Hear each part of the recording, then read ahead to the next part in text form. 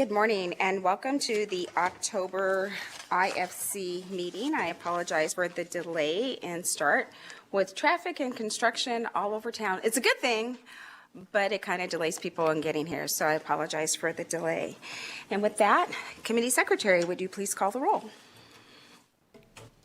Senator Canizaro. Senator Goycochea. Here. Senator Hammond for Senator Severs-Gansert. Senator Harris. Here. Senator Neal. Senator Wynn. Senator Titus. I'm here, and thanks for remembering that I'm here. Vice Chair Dondero Loop. Here. Assemblywoman Anderson. Present. Assemblywoman Backus. Assemblywoman Brown May. Here. Assemblyman Carter for Assemblyman Miller. Assemblywoman Dickman. Here. Assemblywoman Gorlow. Assemblyman Hafen. Here. Assemblywoman Howdegi. Assemblyman Koenig for Assemblywoman Kasama. Here.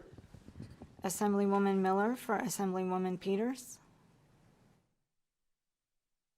Assemblywoman Mosca for Assemblyman Watts. Here. Assemblyman O'Neill. Here. Assemblyman Yeager. Chairman Romarino. And I am here. Will you please mark Assemblyman Yeager and Assemblywoman Hadegi present as they arrive? Again, apologize for the late start, but before we get to our agenda, for the last year, there's been upheaval in different areas of the globe, and there were actions over the weekend causing even more upheaval in the world that we all live in. So I'm going to ask that we have just a moment of silence, knowing that although the fighting isn't going on in our community, it does affect all communities. So just a moment of silence before we start our agenda.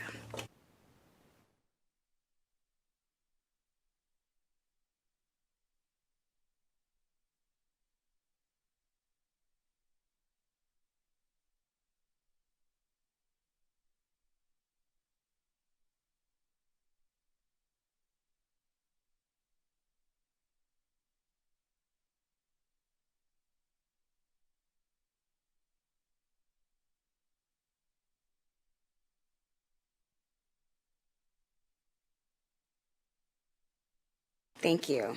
Our hearts go out to those that have lost family members and those that have family members who are being held hostage. So with that, we'll move on to our first item on the agenda, which will be public comment. There will be two opportunities for public comment today, one now and one at the end of today's meeting. If you are joining us and you'd like to call in for public comment, please dial 669-900-6833.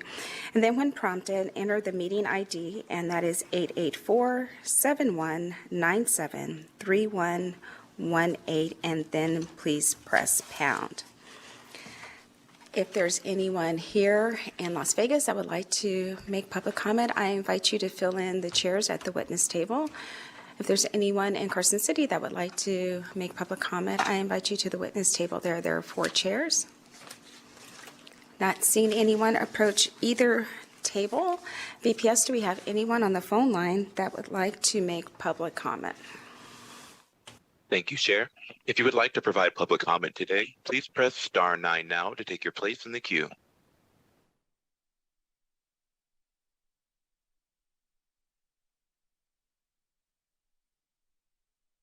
There are no callers wishing to offer public comment at this time.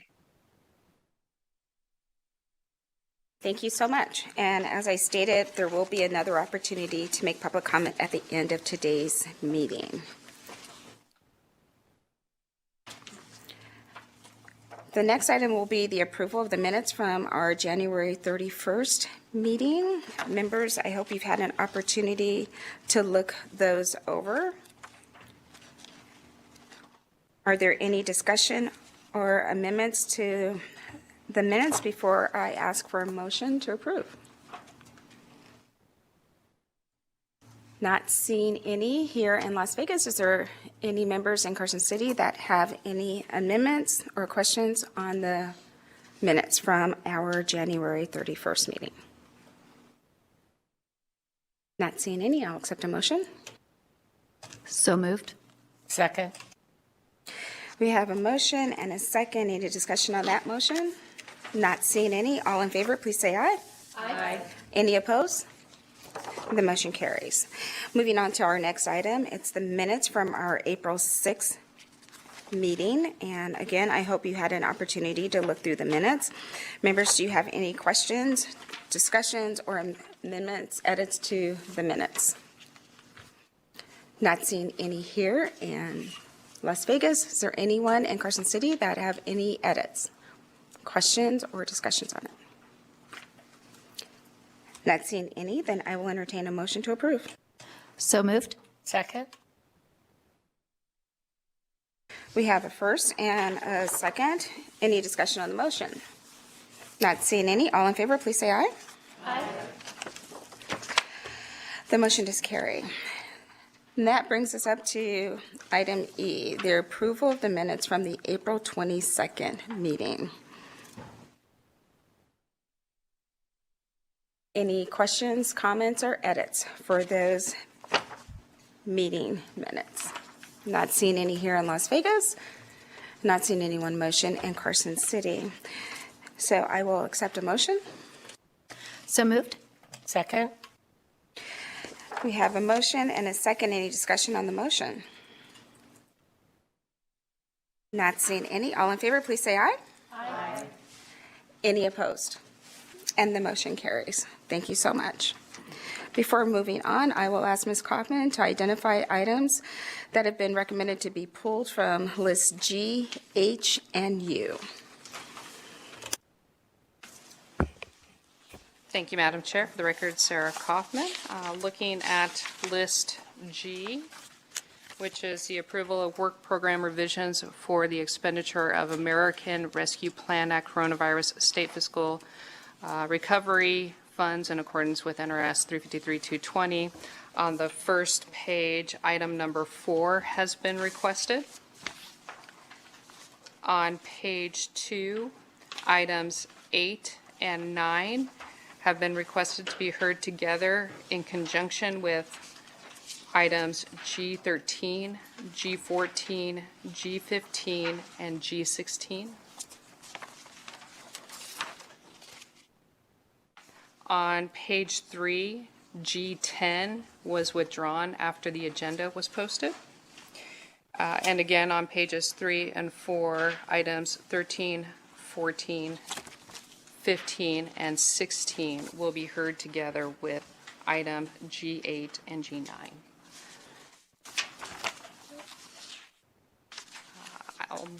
I'll now move to list H, which is the approval of gifts, grants, work program revisions, and position changes not involving the expenditure of American Rescue Plan Act coronavirus state fiscal recovery funds in accordance with Chapter 353 of NRS.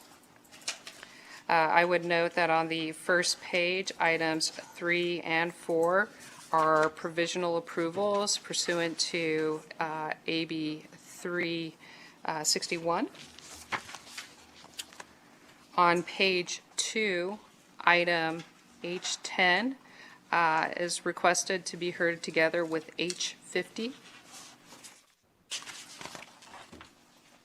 There are no items on pages 3.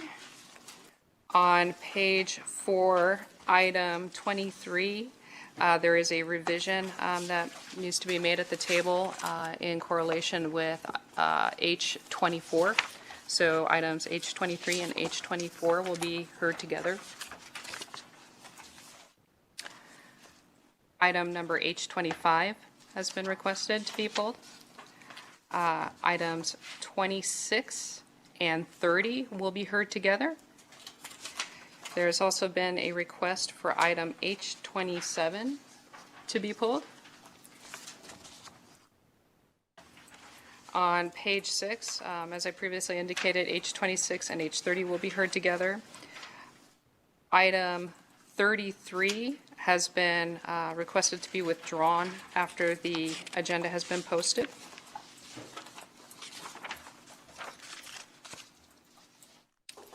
On page 7, item 36 is requested to be pulled.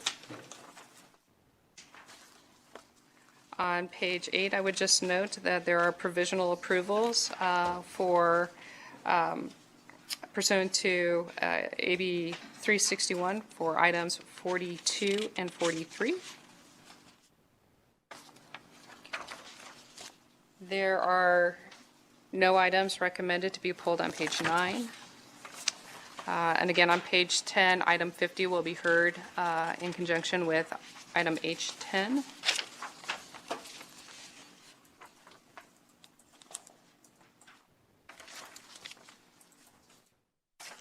On page 11, item H55 has been requested to be pulled. On page 12, item 61 has been requested to be pulled. And I would also note that the committee would like to have discussion on the reclassification for the Department of Public Safety Parole Probation for a DPS Officer 2 to be reclassified to an IT Professional 3.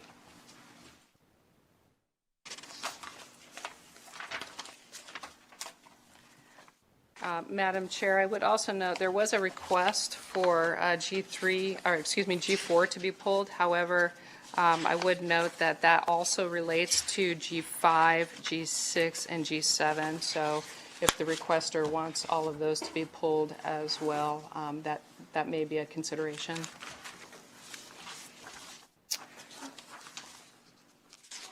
That was Senator Titus.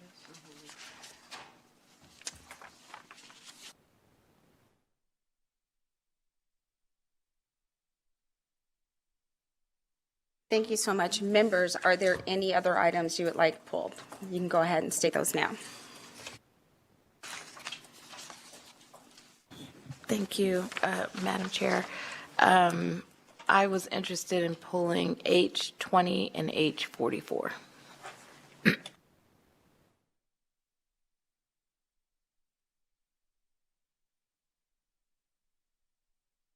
20 and 44, correct? Okay. Members, any other items?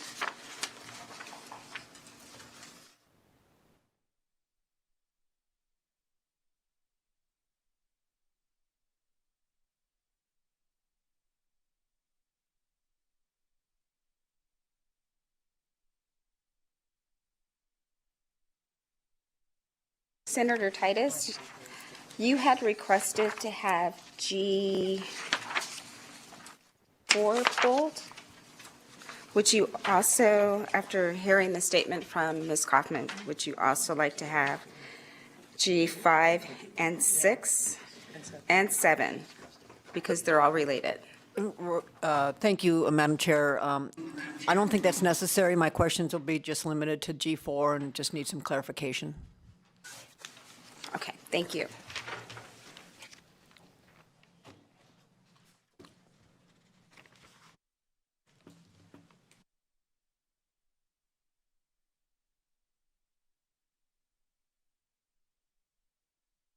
Thank you, Madam Chair. So moving on then to list U, which is the informational items. Item U3B will be heard with item O. Again, that's U3B.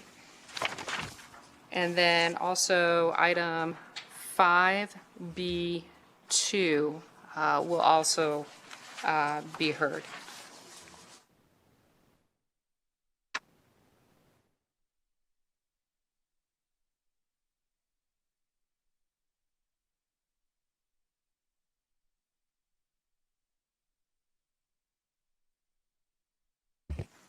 Thank you, Madam Chair. I think the mic probably wasn't picking me up. I apologize for that. So for the information items, item U3B will be heard with item O. And then informational item 5B2 is also requested to be pulled. Thank you so much, Ms. Kaufman. Members, are there any other items, informational items under item U that you would like to have pulled in? And remember, these are just informational items. We will not be taking any action on them.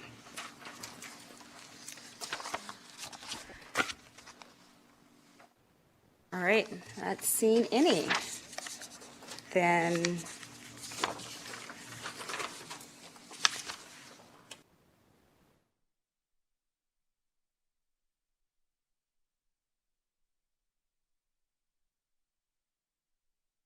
Thank you, Madam Chair. So just to go over the items that have been pulled for list G, H, and U. In list G, item 4, 8, 9, 13, 14, 15, and 16 have been requested to be pulled. For item H, for agenda item H, items 10, 20, 25, 26, 27, 30, 44, 55, 50, 55, 61, and the reclassification of a DPS officer for items for list H. And then for the information list, item U, item U3B is requested, as well as item 5B2.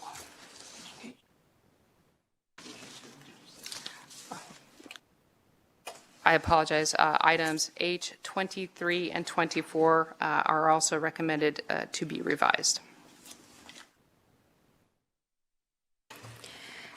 thank you. Members, you've heard the items to be pulled. I will accept a motion to approve all other items that have not been pulled. Madam Chair, before I make that motion for you, I was wondering, since we pulled item number 4 that relates to G5, G6, and G7, if we have to pull that out? Madam Chair, through you to Assemblywoman Bacchus, the item G4 is related to items G5, G6, and G7. If that agenda item is not approved, then it would impact those particular items. However, if it's just for informational purposes, then it can be heard on its own. With that, Madam Chair, I would move to approve those on the consent agenda that have not been, or those that have not been pulled to be considered. Second? Thank you. We have a first and a second. Any discussion on the motion? Not seeing any. All in favor, please say aye. Aye. Any opposed? And the motion does carry. If you are here in Las Vegas or in Carson City for any of the items that were not pulled, I thank you for joining us today. You are free to leave. You're lucky. I pulled this originally, didn't I? I didn't put it in the summary. And if you were here for item 36, that was an item that was pulled, so don't leave. Item 36 is still being heard. It was in the discussion. If the members in Carson City will let me know when the activity in your room settles down, we'll go ahead and move on to our next item on the agenda.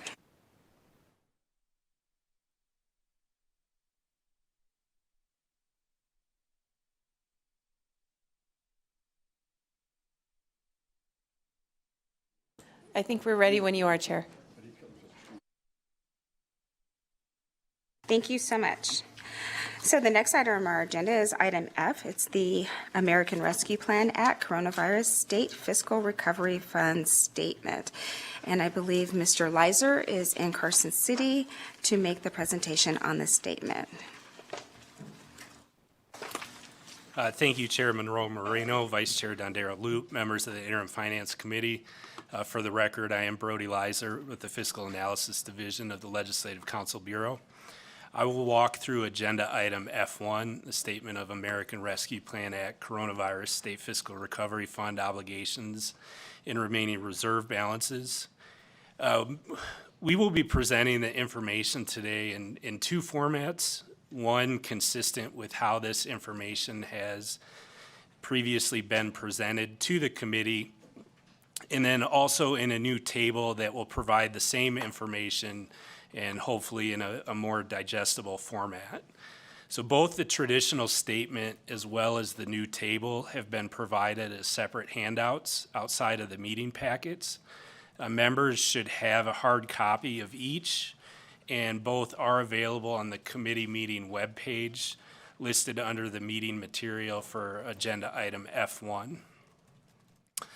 As I had indicated to the committee during the August meeting, we have began working to identify savings from programs in which approved allocations ended with the close of fiscal year 2023. Therefore, I will have some new information to present today to update the committee and members of the public on those savings, which free up funding that could be considered for alternative purposes or uses. We are working through the reconciliation process in collaboration with the Governor's Finance Office to identify the final individual fiscal year 2023 program expenditures and any resulting savings. Therefore, these amounts are still under review and subject to change. We hope to have the finalized figures for presentation at the December IFC meeting. There were 16 work programs submitted for consideration today requesting the use or deobligation of coronavirus state fiscal recovery funds. However, as Ms. Kaufman noted, item G10 has been withdrawn. The remaining 15 work programs would facilitate requests basically to do three things. One, to transfer two previously approved programs from the Division of Healthcare Financing and Policy to the Division of Public and Behavioral Health under the Department of Health and Human Services. This includes funding for training of board-certified lactation consultants and for healthcare workforce scholarships. Second, these work programs deobligate or request to deobligate funding from two previously approved programs, including funding for prenatal services in rural communities and for the City of Las Vegas Detention Center renovation project. And then thirdly, they establish or request to establish a new program to support jail-based programming for forensic clients. So with that, Madam Chair, I'd like to start and go through the traditional statement. Again, you all should have hard copies of the statement before you and online. This is the link online that's titled Agenda Item F1, ARPA CS FRF Funding Obligations. Starting with the summary statement on page 1, I would draw your attention to two items on this page. First, there's red text under the amounts obligated through actions of the 82nd session. The dollar amount here has been revised from the information presented at the August IFC meeting as a result of reconciling final position-related fringe costs. The specific revisions are flagged with red text under the detailed sections of the statement. Second, I want to point out that the unobligated balance showing on this page totals $50.9 million. This is up from $3.3 million that was presented during the August 9th meeting of the committee. This is mostly due to the savings identified with the close of fiscal year 2023, as well as the two requests submitted for consideration today to deobligate funding for previously approved programs. Pages 2 through 12 of the traditional statement detail the obligations approved to date including the actions taken by the 81st and 82nd sessions of the legislature, as well as actions approved pursuant to the State Budget Act under Chapter 353 of NRS. On page 13, the items on Agenda List G submitted for the committee's consideration today are displayed. Additionally, on page 13, there's a row that summarizes and lists a figure of $20.3 million in savings identified with the close of fiscal year 2023. I'll detail the programs where this savings is coming from in a moment. On pages 14 through 21, the breakdown statement for select obligations of coronavirus state fiscal recovery funds is presented. The only changes to this section of the statement since the August meeting are identified on page 20 and noted in red text as a result of reconciling final position-related fringe costs. However, I do want to draw your attention to the $3.2 million on page 21 of remaining authority under the $100 million that was set aside for allocations to state agencies. When the $3.2 million is combined with that $50.9 million figure that I referenced earlier on the summary page, there is a total of $54.1 million in unobligated funding. New for the statement beginning on page 22, this provides details showing the savings that result from final program expenditures compared to the originally approved authority where applicable. I'm sorry, the table on page 22 is the same table that was presented in August. My apologies. That is from the close of fiscal year 2022.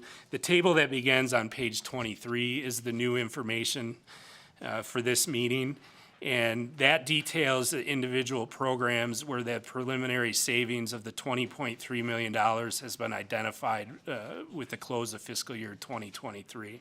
So if you're interested in seeing what programs that savings came from, they are listed there on the table beginning on page 23 and carrying over to page 24. So with the traditional statement format, you could see that it's comprised of numerous sections and tables. And we felt that a new table may provide this information, the same information, just in a more digestible format.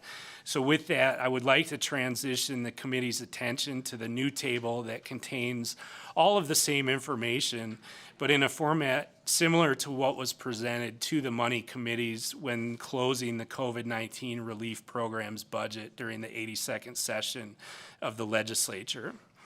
Again, you should have a hard copy of this table, and this is also available online and under the link titled Agenda Item F1 ARPA CSFRF Table. Madam Chair, I'd like to just take a brief moment to walk through the format of the table and we'll then be happy to answer any questions that the members may have on either the traditional statement or the new table format. At the very top of page 1 of the table, you'll see we've included a high-level summary that identifies the total state award of coronavirus state fiscal recovery funds. That's the $2.7 billion figure. The fiscal year 2022 expenditures of approximately $440.4 million. The total fiscal year 2023 expenditures, which are approximately $360.1 million. And the total that's currently authorized, and yet to be spent, and that totals about $1.9 billion. And you can see there from the top section of this new table, then it's just doing the math to show what the remaining unobligated balance is, and the unobligated balance is approximately $54.1 million if you do the math. So again, just would reiterate for the committee members, we are in the process of reconciling to reach consensus with the Governor's Finance Office on the final fiscal year 2023 expenditure amounts, as well as any savings that have been identified. So very quickly, I'll walk through the format of this new table. The table should be familiar to the members.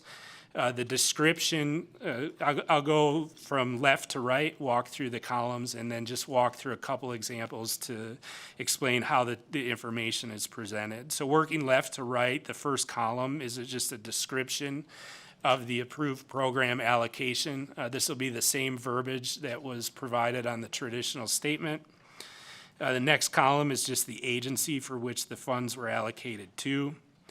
What is labeled as column A, approved allocation, that is the amount that was approved either through legislation or through the work program process for the individual programs.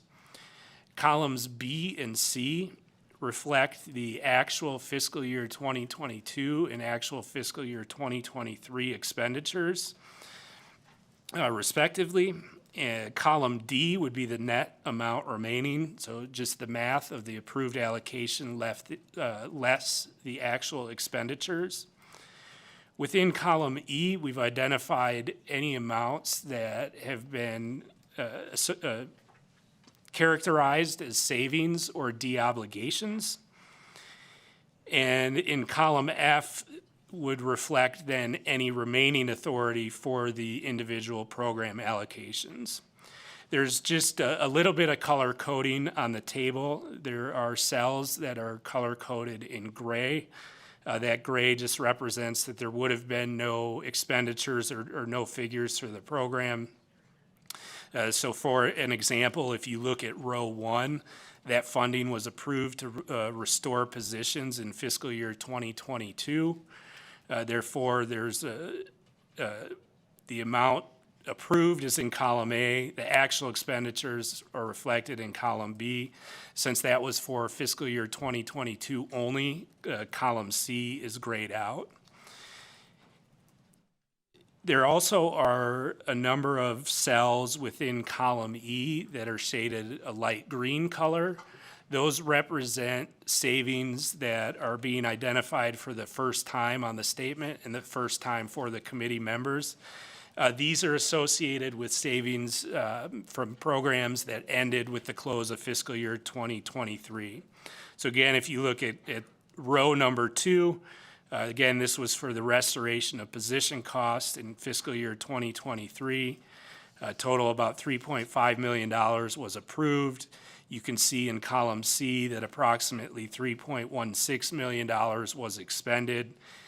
Column E then therefore reflects the savings of $341,000 approximately, since those were for fiscal year 2023 only. And so the last comment I would have, or last couple of comments I would have on this is just we have broken out. This information is essentially in chronological order from top to bottom, and we did break out, if you look on page 3, under the row that starts with the number 52 all the way to the left. That is, then you see 52.1, 52.2, and so on. Those are the individual allocations that were approved under the $100 million set aside for state agencies.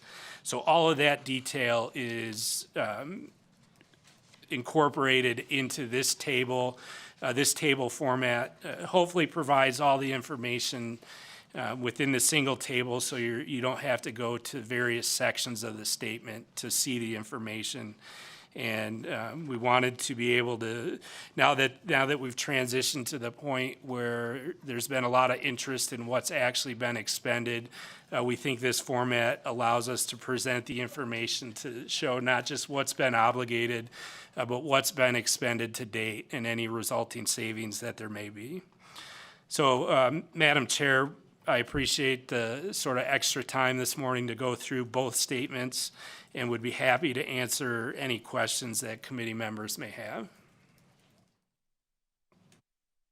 Mr. Leiser, first I want to say thank you. There's a lot of work that goes into these spreadsheets, but then creating one that's much more user-friendly, I'm sure took a lot of hours. So thank you so much for doing this. Members, do you have any questions for Mr. Leiser on his report? Not seeing any here in Las Vegas and Carson City. Any of the members have questions for Mr. Leiser on his presentation? Madam Chair? Senator Titus here. Yes, Senator Titus. First, also, I want to acknowledge the work that goes into this, Brody, so thank you very much on your time and effort. Just a clarification that I need. I know there's a time where we have to obligate, time that we have to spend, and all of those come into factor. We ask these questions each time.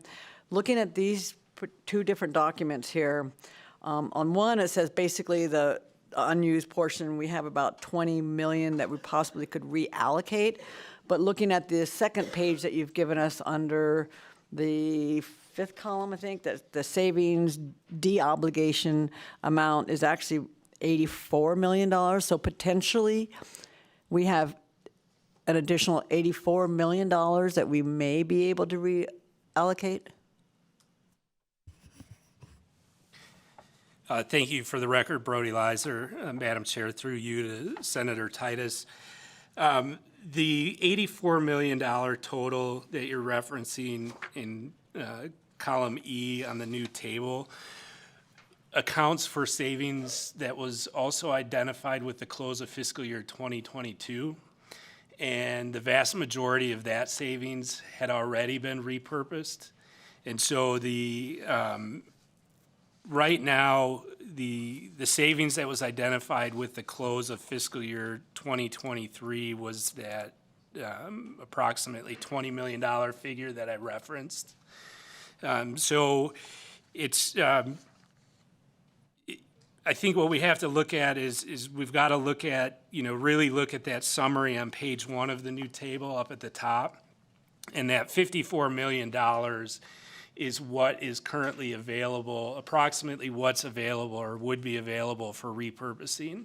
And that is comprised of the savings that was identified with the close of fiscal year 2023, as well as some requests before the committee today to de-obligate funds.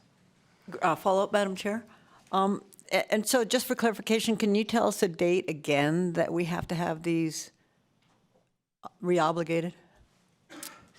Yes, thank you. For the record, Brody Leiser, the deadline to obligate funds is December 31st, 2024, and the deadline to expend the funds is December 31st, 2026.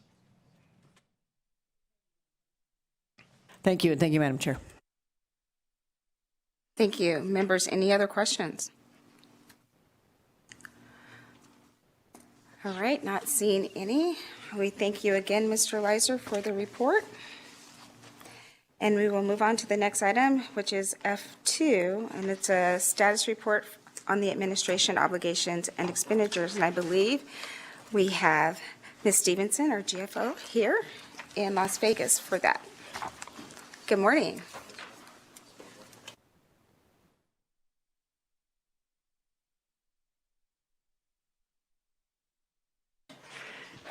Good morning, Madam Chair and members of the committee. For the record, my name is Amy Stevenson, and I serve as the Director of the Governor's Finance Office.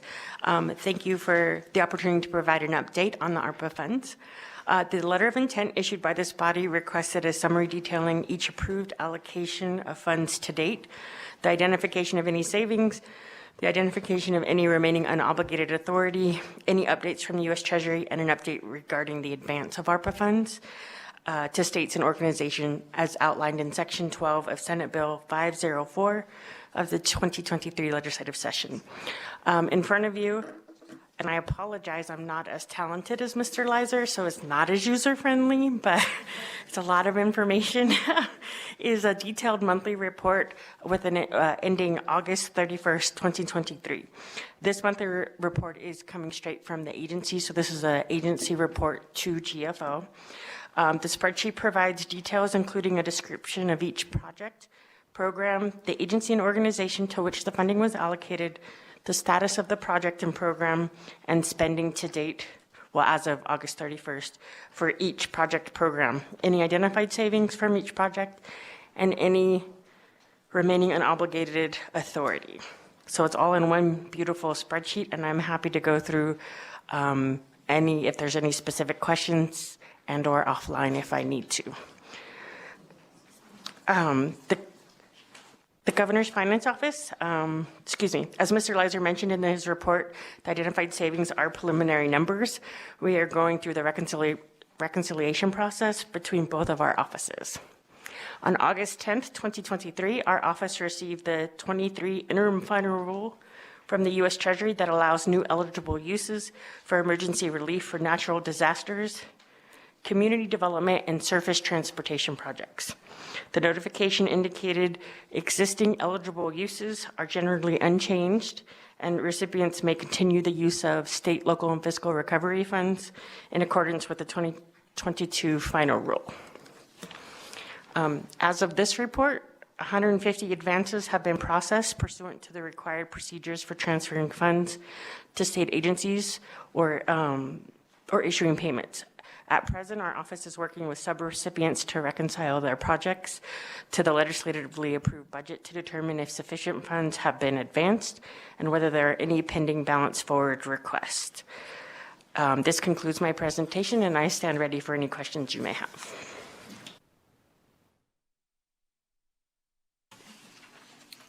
Thank you so much for the report.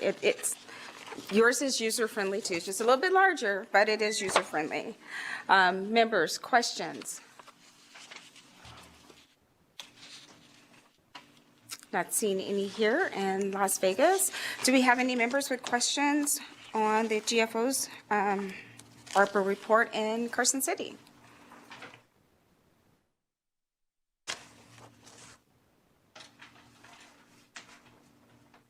There are no questions in the Carson area. I would be amazed if you get off this easy. All right. Looks like you are going to get off that easy today. I thank you so much for the report. We do have some reading here, so you may get some phone calls later, but thank you.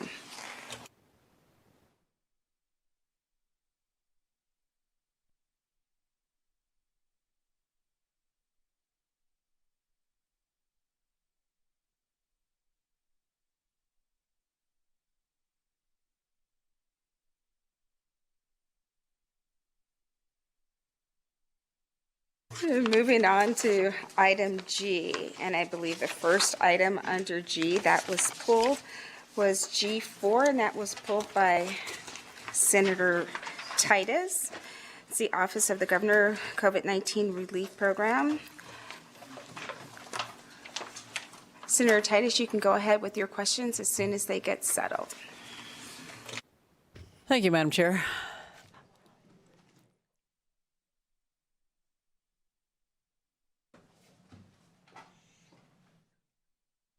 All right, looks like they're ready.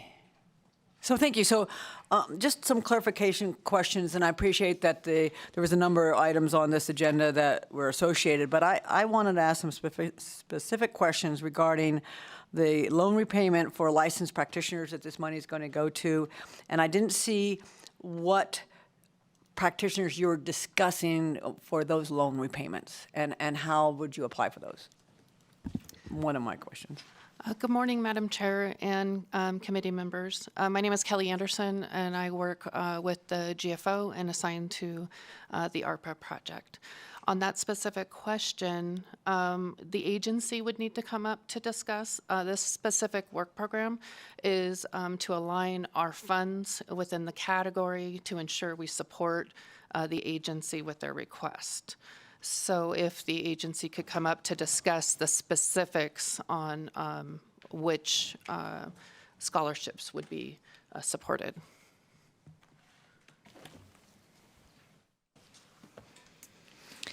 Good morning. Good morning. Cody Finney, for the record, Administrator of the Division of Public and Behavioral Health.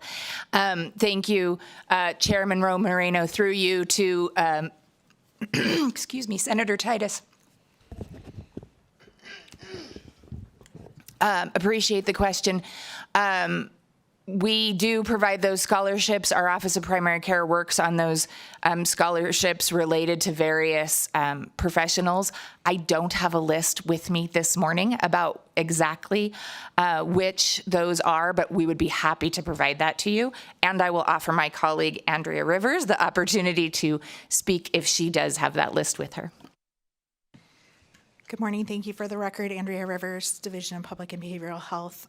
We do not have that list currently, so we would be happy to provide you that at a later date. The reason I bring it up is that there's great needs across the spectrum of healthcare providers, and just we do have some resources, Office of Primary Care, University, and just wondering how you're coordinating this effort. So when you come up with those details, I think everybody would be interested. The next question, if I might move on here, then, and you guys could answer, you're reimbursing for a term that I just needed some clarification on, clinical rotation scholarship for student expenses. So a clinical rotation can, again, go through the spectrum of healthcare providers. So you're looking at not just clinical rotations for social workers, but nurses' aides, nurses. What did you mean by that, clinical rotations? Thank you, Senator Titus. Through Chair Monroe Moreno to you, we would provide that additional detail as well about the specific clinical rotations. This does cover an array from medical assistants and community health workers to professional level staff, so we'd be happy to get you those details. Thank you, because it seems like you came up with a big number, big request with not, and maybe kind of a broad idea how you wanted to spend it, but not very specific on what you're really goals you're trying to accomplish and how you're going to click this off. There are ways to be successful. I just don't see how that is in here. So we're looking forward to some more details. And that's really all I had. And Madam Chair, if nobody else has any questions, I'll move to approve this. Thank you so much, Member. Are there any other questions? Not seeing any. We have a motion to approve. Can I get a second? Second. We have a second from Assemblywoman Bacchus. Any discussion on the motion? Not seeing any. All in favor, please say aye. Aye. Any opposed? The motion carries. Thank you so much.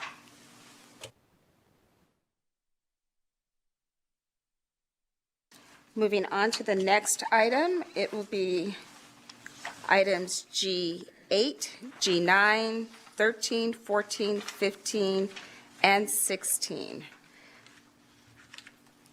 And if we could have the presenters come to the witness table. Looks like 8 is the Office of the Governor, and 9, Department of Health and Human Services.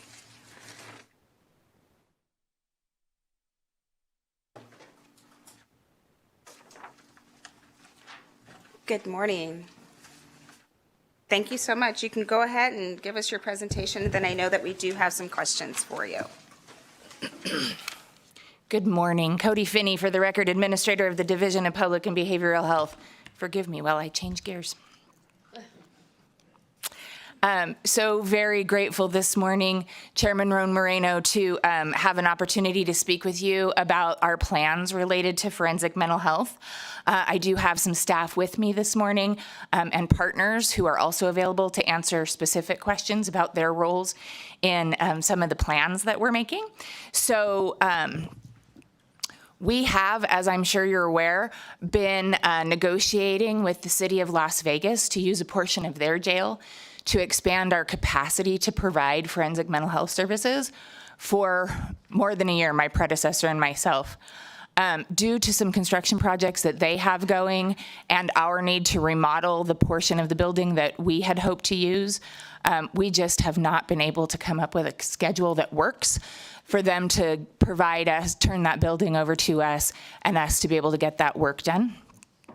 So at this point, about April, we started looking at alternative arrangements. What could we do to address the approximately 130 individuals that need these forensic mental health services right now who are waiting?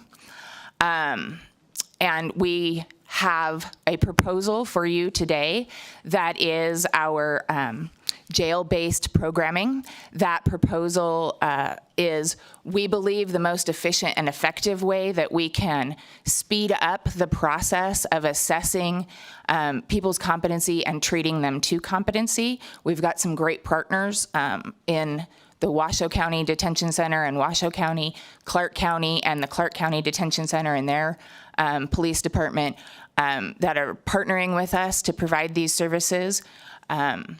And they are here to speak to that as well. But that is a solution that has been successful in other jurisdictions, and we believe that that is a way we can speed this process up and get people served more quickly and through their court processes in a timely manner.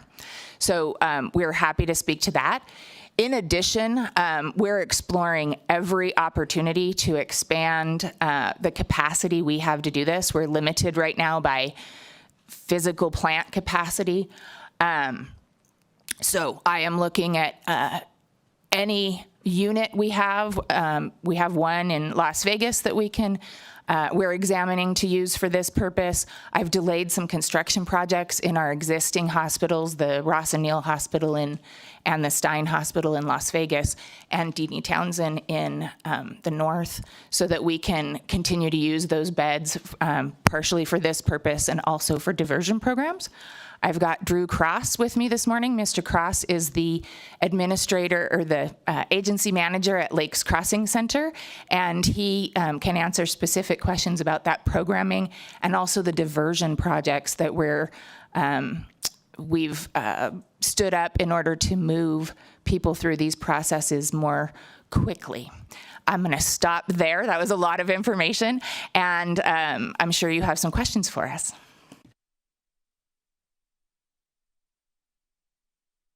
Did you gentlemen want to say anything before I go to questions? Okay. Thank you. Then we will start with Speaker Yeager with our questions. Thank you so much, Madam Chair. And, I've got to be honest, reading this work program was a little bit of a gut punch because last interim, we worked really hard on this proposal at City of Las Vegas Jail. I think everyone realized we don't have the capacity. I remember meetings where a lot of you were involved, and we talked about the excitement around the City of Las Vegas opportunity. So to see that we're abandoning that, it concerns me. So I have a couple of questions about that process and then a couple of questions about the proposed pilot program. And so I guess if I could just get a little more clarity, you'd indicated that the construction timeframes just didn't work, but I guess it would just be helpful to know a little bit more about what the issue was. And in the context of that, it looks like what you're trying to do here is, the original proposal was somewhere in the neighborhood of $55 million, and it looks like you want to repurpose about $15 million of that for the pilot program, which leaves about $40 million.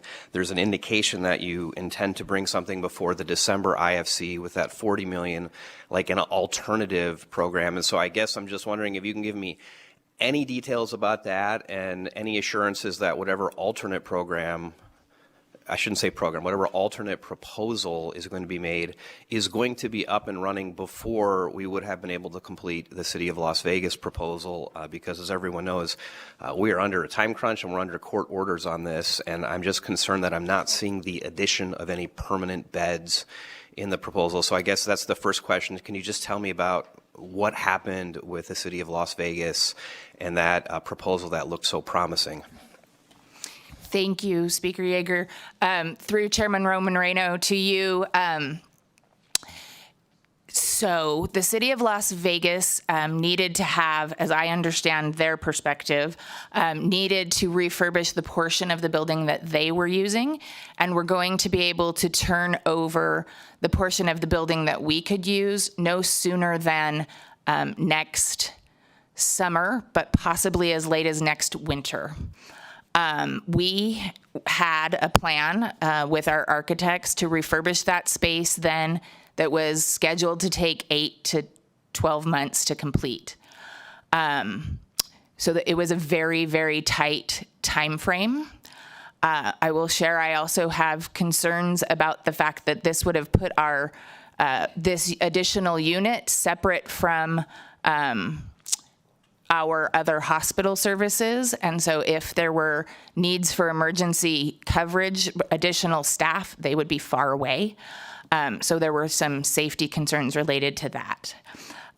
But the timing of those two construction projects and my additional concerns that that 8 to 12 months for us to do our work might be extended, as it sometimes is with construction projects, left me with grave concern about our ability to have that long-term solution work. So, excuse me. So we have, again, worked with the city of Las Vegas, and I can't thank them enough. We tried like heck to work something out, and just could not find a solution that got us to the end of that.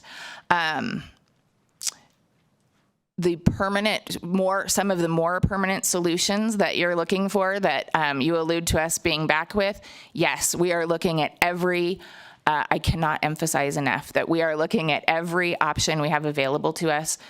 There are 20 beds that exist in Southern Nevada that we're looking to get up to code enough to use. Should be a very small emergency project. We're looking at every state facility that may have capacity for us to expand this, and we're looking to expand staff. And most immediately, for example, Mr. Cross can speak to an emergent project to have temporary beds. We're expecting a little bump in Washoe County as they've gotten staff at the county level on board. We're expecting to see a little bump in the population there. So they're going to work on a temporary solution for that bump. We're going to, we're starting to expand those diversion programs that help keep people whose primary issues are mental health into the mental health system. I'm going to stop there and let Mr. Cross speak to some of that diversion and immediate work that we're doing. Good morning. For the record, Drew Cross, Agency Manager, Lakes Crossing Center. Thank you for the opportunity to detail our forensic diversion program. In collaboration with our county partners, we have developed the structure to support diversion. We select individuals who have not yet been admitted with lower level charges who have been assessed by a qualified clinician as appropriate for diversion. This is done with input from the DA as well as our partners in the respective counties. This process has already made a significant contribution in Washoe County, where the list of individuals awaiting admission has been reduced from nearly 30 in April to the current number of 13. However, we do anticipate additional referrals from Washoe County as they increase staffing. Those who are diverted are provided wraparound services through our civil hospital and community partners. Due to the success, we are now bringing our diversion format to our rural counties to assist in supporting our mental health population throughout the state.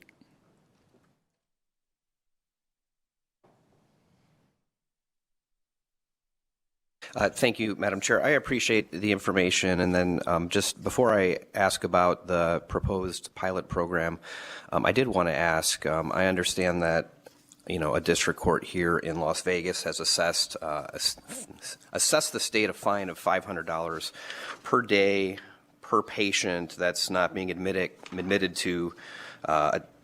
timely to a forensic facility. I understand that. I think that ruling was appealed and upheld, and I just wondered if anyone had an idea of how much are we being fined per day. We know it's $500 per patient, but I don't know how many patients that is. And then if anyone has any information about where that fine money goes, the state has to pay it, but who is the recipient of those funds? Thank you, Speaker Yeager. Chairman Ro Moreno, through you to the Speaker. Cody You can Finney go for the directly record. to the member. Thank you very much. Cody Finney for the record. Yes, we are being fined per patient per day in those cases where a contempt order has been issued. We paid recently about $83,000, and that money, it is my understanding, goes to Legal Aid of Southern Nevada. I'd be happy to provide more ongoing information about the level or the fines as we track that very carefully. Yeah, it would be interesting to know, and I don't expect you to have that today, but I'm just trying to get a scope of what the the magnitude of the issue, we know we have an issue with timely placement, so I think that would help. And again, I do want to say I appreciate you bringing this to us now and not next year when we're behind schedule. So my frustration is not with you and what you're proposing. The frustration is with a good plan that was derailed through, it sounds like, no fault of our own. So I wanted to make that clear. So I just wanted to ask a little bit about this pilot program you're looking at in the 2 different jails. The first question I had was, you had mentioned, I think that other states had implemented similar programs, and my understanding is it'll be, mental health or competency treatment within Washoe County and the Clark County Detention Center. I just want to get a confirmation that that's what we're talking about. And I had thought, I could be wrong about this, but I had thought best practice was to not do that sort of stuff in a jail setting, but rather in an institutional setting. I realize desperate times call for desperate measures, but just wanted to get a little bit more information about what the pilot program is, and I guess confirmation that it will be taking place in the jail, but hopefully not in the midst of everything else going on in the jail at the same time. Thank you, Cody Finney, for the record. Speaker, appreciate the question. We are really excited and working closely with both of those jails to provide the best evidence-based programming. As I mentioned, there is some evidence to support this, but my goal is to make sure that people are getting services as quickly as possible. And if we can start that in the jail setting where possible, it may be that some of those folks don't have to come to us. And if they do, it may be that we can move the process along faster, all of which I believe benefits the population at issue and the community as a whole. But I would be remiss to not offer that we have Captain Scott Zavza from LV from Las Vegas Metro Police Department in Las Vegas, and we have Chief Deputy Solferino and Lieutenant Cox here in the room in Carson City to speak to their services. And again, Mr. Cross can speak to the clinical aspects of the benefits of this program if you're willing to hear him out. Yes, we would like to hear that. Thank you. So mental health treatment obviously exists outside of competency, and that's a key point of this, is these individuals will start treatment earlier. And of course, the earlier the intervention, the sooner the recovery can begin. This is also going to entail social skills. We can't currently do restoration within the jail. However, we can do other elements of social skills to assist an individual in working with their attorney, understanding the court processes, prior to admission. We are setting up metrics to measure if this does account for a reduction in stay once they're in the forensic facilities by starting earlier. We're also going to have an opportunity for everyone who's referred by the courts for whether pre-commitment evaluations or competency restoration to be a part of this program. We work closely with the clinicians at the various county jails so that we have clear communication, that there's a continuity of care between the jail and the forensic facilities, and we think this is all to the betterment of our client population.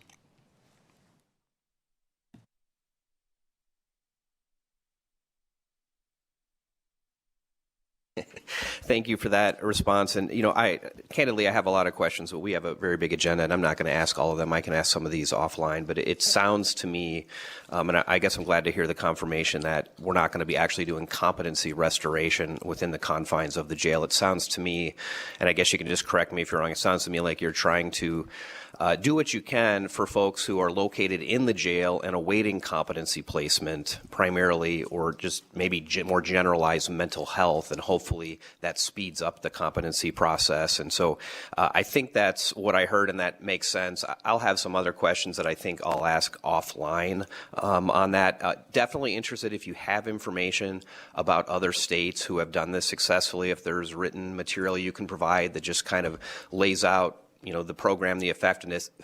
I'm sure we're going to get that here in Nevada, but if we've got examples from other states, would love to be able to see that. And I guess my last question, if I could, Madam Chair, was just about the allocation of the proposed funding, because I think we have about $15 million, and it looks to me that we're looking at servicing 60 clients at the Clark County Detention Center and 30 clients at the Washoe County Detention Center, which is a 2-to-1 ratio, but it looks like about $9 million to Clark and $6 million to Washoe. So the numbers don't necessarily align with the 2-to-1, and I just wondered if there's something unique about either Clark or Washoe that would have us divide the money in that fashion rather than do a more of a population-based 2-to-1 division of the money. Thank you. Obviously, sorry, Madam Chair and committee, this is Captain Zaza with Las Vegas Metropolitan Police Department. We've set up ours for housing 60 individuals in one particular unit, and due to that, the staffing is different than probably what they have in a Washoe County setting with a 30-person setting.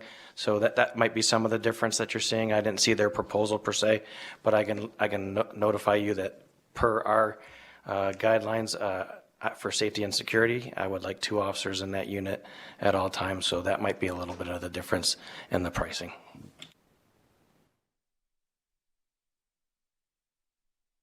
You know, we have a few other members with questions. So I believe Assemblywoman Anderson, did you have a question? I did, Chair. Thank you, Chair. Thank you for presenting this information. It feels like there's more than one issue that really needs to be discussed. The first is obviously the change of location. The second has to do with the process itself. And the third has to do with the staffing, which I appreciate our discussion earlier. Very quick discussion, I know. Do we have the staff to be able to do this, especially when I look at what's happening under the background information under Section 9 with how they did it in Florida, with the helping, but the post-booking, the helping getting the entitlement benefits, et cetera, et cetera, et cetera. Do we have the staffing? And if so, getting that staff, will that then create a ripple effect in other areas where we literally would need to steal people from other departments that are already understaffed? Thank you, Assemblywoman Anderson. Cody Finney for the record. It is not our intention to steal people or create a ripple effect. We have had excellent support from the rest of the department and the rest of the executive branch on this project, as well as our community members. We believe the way we've set this up allows us the flexibility. What I'm very focused on is, will we be able to hire the professional staff that are needed? And we believe the way we've set this up helps us move faster than some of our traditional state functions can, and that will help us. The folks who are partnering with us have had excellent success in getting those kind of professional staff.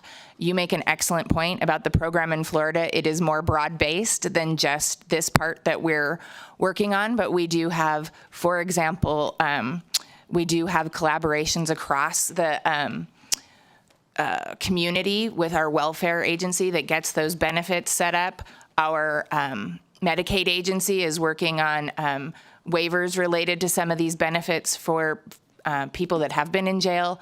So again, there's a broad base of things that are happening to benefit this this population that it touches both mental health and the criminal justice system. This piece addresses most specifically the folks that are waiting for assessment of and treatment to competency. And right now, that's where we have a real limitation and a real focus area. So we believe this is one piece in that broad plan across the department and the executive branch that's making progress. A follow-up, if I may, Chair. Go ahead. Thank you so much. So I appreciate that. Will we ever see a copy of these plans and an update?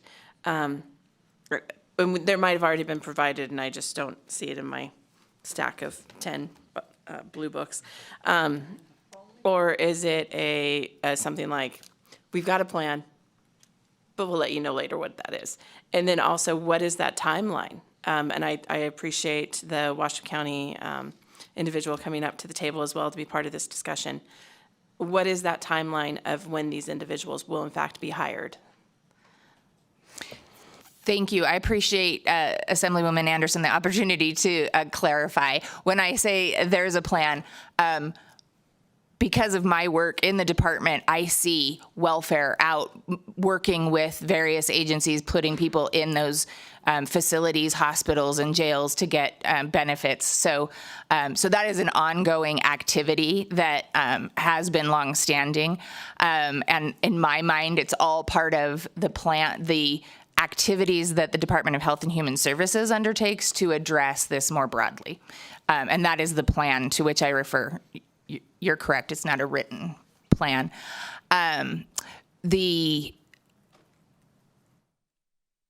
Once this is approved, we will get that sub-award to the counties as quickly as possible, and they can tell you more about how they will go about doing that hiring. But we'd be happy to give you the written documents about how all that works together and the data we'll be collecting. And honestly, let's just be realistic. Not all of us will be looking through all these, as one of my colleagues just called it, telephone books, I believe is what you just called them. At the same time, there is something written down. It's not just, hey, I trust you to get this figured out. But so the timeline, you're looking at the next 3-5 months, or is it sooner than that? I realize it's kind of up in the air. Here's a crystal ball to figure that out, but it'd be great to have some ideas. Madam Chair, members of the committee, Corey Solferino representing the Washoe County Sheriff's Office. Appreciate the opportunity to address this committee today. We've been working on this diligently behind the scenes. Behind me is Acting Captain Jim Cox. We've been focusing on our focus of scope of work for this request for proposal. Ideally, we'd love to have these clinicians as part of the employment cadre of the Washoe County Sheriff's Office, but understanding the need to necessitate this program expeditiously and get it on point. We have the personnel already hired. We've had the luxury of having 15 overhire positions at the Washoe County Sheriff's Office that allows us to pre-plan, if you will. When somebody leaves, from the recruitment stage to the backgrounds to the academy to field training, it takes about 12 months to 18 months to get officers online. So we've had a wonderful recruitment division, and we are well poised to move forward with this. These additional 10 positions for the Washoe County Sheriff's Office and the additional supervisor of this unit would allow us the opportunity to augment personnel currently already existing in the Sheriff's Office to start up this unit and then allow us to backfill overtime for reallocating these personnel to this specific unit. We have currently 21 in our academy right now. We have 17 that are primed for the next academy that begins in January, and we've been augmenting some of our retirements throughout the year with lateral hire personnel who don't have to go to the academy, already possess a Nevada Post certificate, and can start immediately with their field training officer program. So honestly, the only thing that we would be waiting for is the funding mechanism and then the ability for us to put out the request for proposal and submit that. And we've had, anecdotally, we just went for a request for proposal for our current medical provider just across the Washoe County Sheriff's Office, and we've had significant interest, and that closes at the end of the year. So we're encouraged, we're primed, and we're ready. Thank you so much. And Clark, are you also in that same position of having 21 in the academy already? That's awesome. Clark County, are you guys also in that same boat of having that much staffing? Yes, for the record, Captain Zaza. Yes, we are. We have 22 in our next academy. We currently have an academy of 24 running kind of concurrent to the other one. So our staffing is not the issue. We would be able to augment the staffing with the academies that we have going on. We've partnered with our contractor WellPath for the staffing that they would need in order to properly vet and run this particular unit, and we've included that as well. I could have him chime in on the hiring as far as staffing for them, but as far as staffing with the Clark County Detention Center on the security side, we're ready to go. We're looking forward to helping the state minimize the amount of time that people are at the forensic hospitals, and we're looking to potentially get this list lower than what it currently is right now. Thank you, and thank you, Chair, for giving me that much time. Did you want to say something? I saw you going for the button. Go ahead. For the record, Cole Casey, VP of Operations for WellPath. We currently provide the medical care within Clark County Detention Center.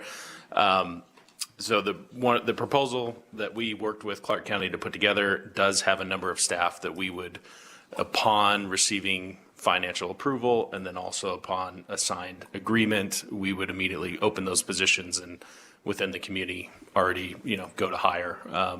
We have about 200 plus employees between our contracts within the Clark County area, and then we would continue to bolster those efforts and hire immediately. We usually do a startup, on a new contract, we usually do a startup plan of 60 to 90 days, depending on how close that contract expiration is in our experience. So did I hear you correctly? You provide the medical services with Clark County. Do you also provide the behavioral health care aspects with them as well? Medical, mental health, and then another division within our organization provides competency restoration and other competency programming throughout the United States. So you already have a plan in place that you're doing with them. If this would be an expansion of what you currently have, the partnership you currently have going, or would you have to create a totally new plan to accommodate this agenda item?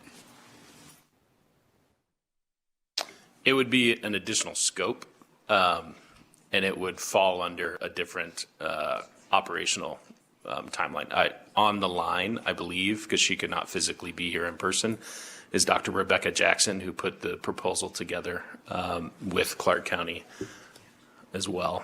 And I can defer to her to speak more of what her department does, if that would be helpful. I think that would be helpful. BPS, by chance, do we have Dr. Jackson on the line?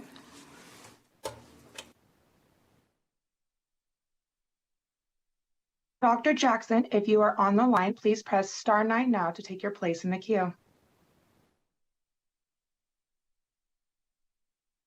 One moment.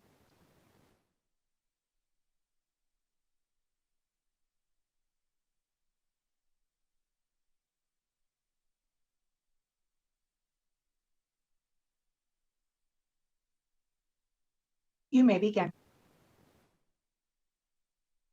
Good morning. Good morning. Welcome to IFC. Thank you.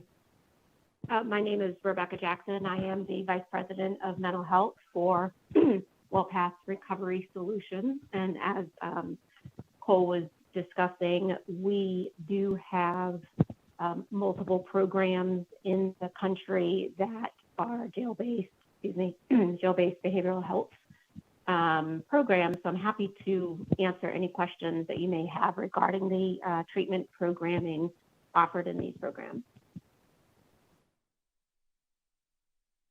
Members, does anyone have a question specifically for Dr. Jackson? Senator Neal. Thank you, Madam Chair. So it was mentioned that the current, and I'm going to call it a theory, that the current theory to take 14 million roughly has an expansion of scope, and that you have a proposal which would provide the details that this committee has been asking about for a few minutes. So can you break down what is the expansion of scope? Can you provide the proposal, or at least give us some highlights on what is in your written proposal that we do not necessarily see?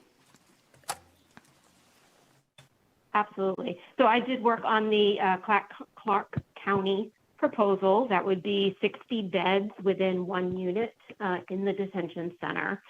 And the premise of a jail-based mental health program, as you all have been discussing, would be to provide early access to psychiatric and mental health treatment in order to stabilize individuals while they're waiting for a hospital bed for competency restoration. Certainly many states in the country are struggling with long wait lists, difficulty in placing forensic patients in those kind of high demand forensic beds. So providing stabilization in treatment services within the jail while they wait does a couple of things. It definitely provides psychiatric and mental health care closer to the point of need where they're currently being housed. And it also has the potential to reduce the wait list, as many people who are deemed incompetent are incompetent because they're psychiatrically unstable, and providing that medication and early treatment can help them become competent even prior to a bed and placement, so it can reduce the wait list in that way as well. Working with individuals with psychiatry, with mental health, providing them with program services around their co-occurring disorders, for mental health care, with symptom management, understanding the need for medication and what that does, providing social skills training and psychoeducation about their illness, but also about communication and how to take care of themselves in the community, working on activity and general wellness activities so that they are better able to care for themselves in whatever environment they happen to be in, and also providing substance use disorder treatment while they were on the waiting list for a hospital bed. So providing all of these additional services, we can really prepare people so that when they go to a state hospital, should they need to still go to the state hospital, they can focus on the legal portion of competency restoration, therefore reducing the length of stay in those hospital beds and hopefully restore them to competency more quickly so they can return to court and proceed with their cases.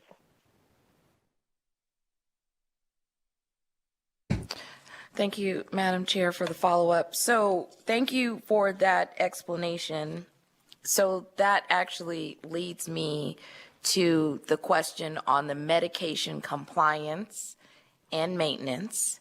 In the notes, you have $282,824,000 statewide for pharmacy and program supplies. Based on the information you just gave, that some of the focus or majority of the focus is about early intervention, medication, and medication while they're in the jail before they transition to a forensic bed.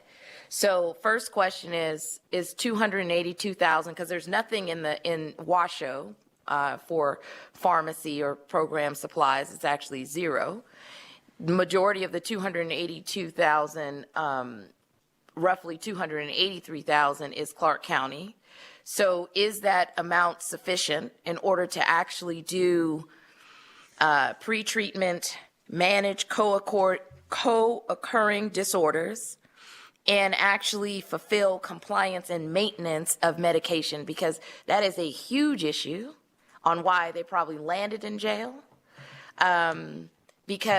And now they will be treated inside of the jail. And I'll give you an example. So if a person is schizophrenic and they find themselves having a episode and they have an encounter with law enforcement, they may find themselves in the jail without a diagnosis. And so talk to me about what that looks like and how that makes sense for this dollar amount on the work that probably needs to be done to be effective.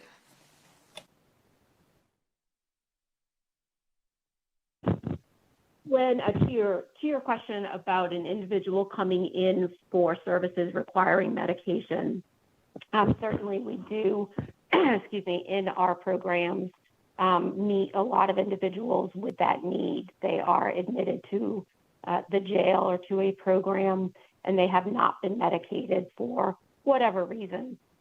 So one of the first things that we do when someone comes into our program within the first day is that they receive a psychiatric evaluation, and the psychiatrist is able to have a conversation with them about medication and what medication would be useful and to provide a prescription for medication for them.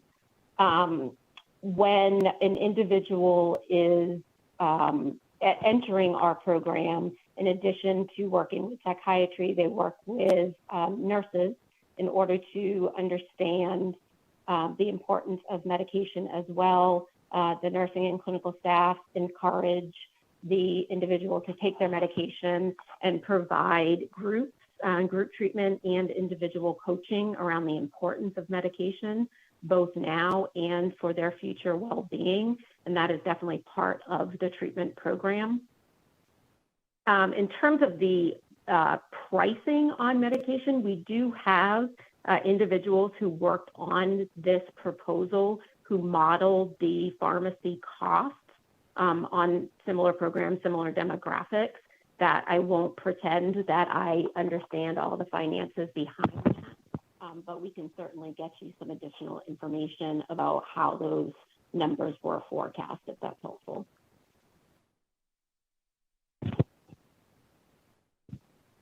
Thank you, Madam Chair. So when you provide the information to the committee, I would like to understand how that number represents, because technically it's a year and a half or a little bit over that, how that would cover from the rest of 23, if this was approved today, through 25, what the end date is, how do they model prescription costs when they have an unknown disease that they are encountering, or what are their assumptions around the diseases that they are encountering in order to determine what those prescriptive costs will be for compliance and continual maintenance over an 18-month period. Because I think that's super important. Because if this is not targeted, right, and you transfer them to a forensic, or if they never get a forensic bed and they end up on the street again, the problem recycles itself, and you are encountering the same individual with the same episode entering the jail system because there is an absence of care or connection. And so those are my questions. And with that, thank you, Madam Chair. Thank you, Senator Neal. We're going to go back up north. I believe Senator Gokachia has a question, and he'll be followed by Assemblyman O'Neill. Thank you, Madam Chair. Good morning. I guess my question is, and I'm just sitting there looking at dollars, and we went from a $55 million program that we were going to do for 45 beds in Clark County. All of a sudden, now we're back up. We're talking about 90 beds for $15 million. And I guess my real concern is I'd like to see you guys back at IFC in December again and looking for some more of these dollars. My real concern is the other 15 counties. This is great for Clark and Washoe, but we've got 300 beds. But we're moving into winter. We know what's coming, especially in these rural counties. If you're in Winnemucca, Elko, or White Pine County, all right, where do you find the forensic bed that you can do the competency? What we're doing out there is just rolling them around. See if you can get somebody else to hold them. You hold them a week. And I have to say, realistically, at $500 a day, that's probably a cheap way out. You talked about the $83,000. That's somebody was there for 160 days. It's a lot bigger issue than that. And I'm really concerned that as I look at my cowboy math again here, I'm seeing about 300 beds. The best we can provide with this $15 million. It's not going to meet the need. It can't get us there. And that's not to my colleague down south. Then how do we sustain it at that?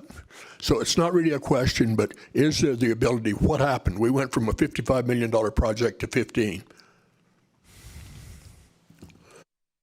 Cody Finney for the record. Senator Gokachia, thank you for the question. You make an excellent point that this does not replace the $55 million project. There are some very significant differences in that we're not doing capital construction for these jail-based services. We're not hiring nearly as many state staff. That hiring is done at the county levels. Excuse me. So very different model that we're using. We do see benefit in helping address the demand coming into the state facilities overall, and that will benefit the rural counties. I also want to point out that we're very interested in, Mr. Cross and myself have been communicating with the rural sheriffs, and we're very interested in finding solutions that will work for those counties as well, because I recognize one person waiting in the Churchill County Jail or the Nye County Jail for very long periods of time for these services is incredibly difficult. So hear what you're saying, and I will continue to look at every option we can come up with, and continue to come back here until you're probably tired of me. Thank you. Thank you, Ms. Penny, and I appreciate that. And again, I realize the hiring is going to be done, a lot of it on the local side, but let's make sure that they do reach out and try and build their staffs. I realize everybody gets nervous what's going to happen in 26, but the bottom line is we need to get that service in place. Thank you, Madam Chair. Thank you. Thank you. Assemblyman O'Neill? Thank you, Chair, for the time. We've had some great conversations on this issue, and I really do appreciate it because it is a concern. But I've got to just go sort of change some of the questioning for just a minute. During session, we spent a lot of time and effort here in Ways and Means dealing with pay raises for state staffing, particularly our state police. And I've got to bang on Washoe County for a second. I have one question. You talked about the number of lateral deputies you had online coming on shortly. I've just got to ask how many of those were state employees or state troopers, if you know, please. After all the work we did, what are we still losing? Thank you for the question, sir. Madam Chair, through you to Assemblyman Corey Solferino, for the record, I will have to look, sir. I can tell you that the state police, we did hire significantly over the last couple of years. The last 4 that we hired were both from Lyon County, and do not believe that they're any state. I forget who the other 2 were from, but we do have 11 in the queue that are between now and January, between the start of our next academy in January. But I will get a hard number for you, sir, and I will absolutely get that to you offline. As much as I feel for Lyon County, I'm glad to hear that they're not all our state police officers. That's what was my biggest concern. Don't worry about it after that, seriously. You've got bigger and better things to deal with. Yes, sir. Thank you. Thank you, Chair, for the time and allowing me the question. Thank you. Senator Nguyen? Thank you. To say I'm frustrated is an understatement. I'm just a little frustrated because during the session, we had a permanent plan to correct,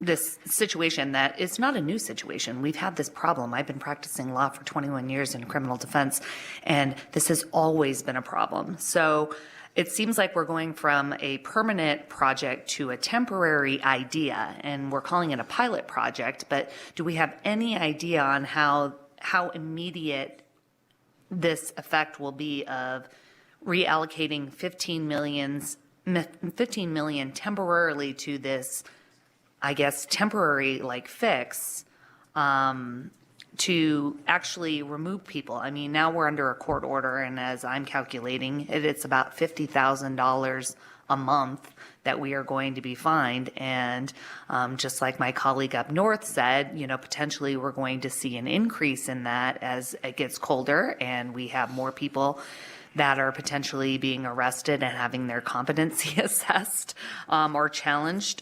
So that's just going to be, so I guess my couple questions. What is the immediacy of this pilot project, and how do we see that, having, what is the timeline on that?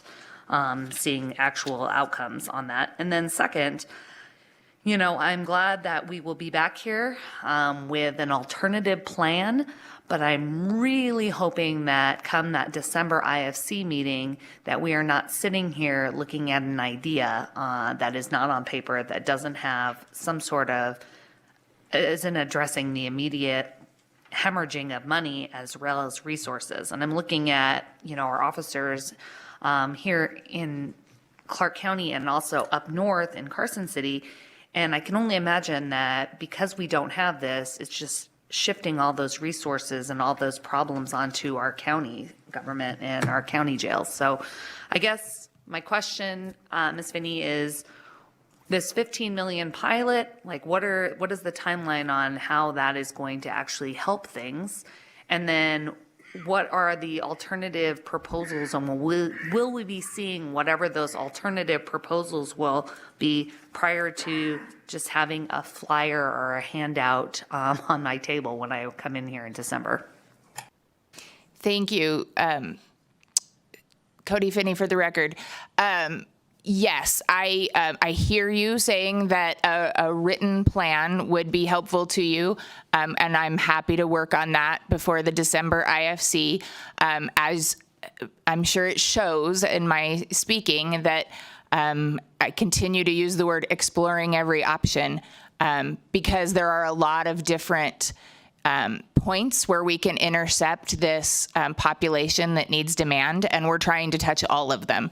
So I hear your frustration that that the planning is scattered, and I will own and recognize that that is because it is so broad.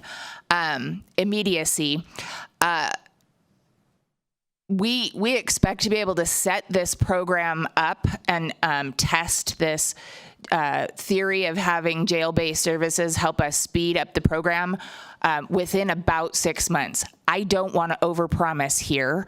We will be measuring then the number of people that are still needing to come to us. We monitor very closely our length of stay in our forensic services, and we'll continue to monitor that. Right now, we're fairly efficient, and we're going to be pushing for even more efficiencies. We stay right in the expected length of stay. We do see more and more demand for this service, and we do see more and more clients with our long-term population under that 178-461 commitment. And those clients are going into the same beds that the short-term stays are going into. So every time we increase that population, we take about 4 beds offline per year.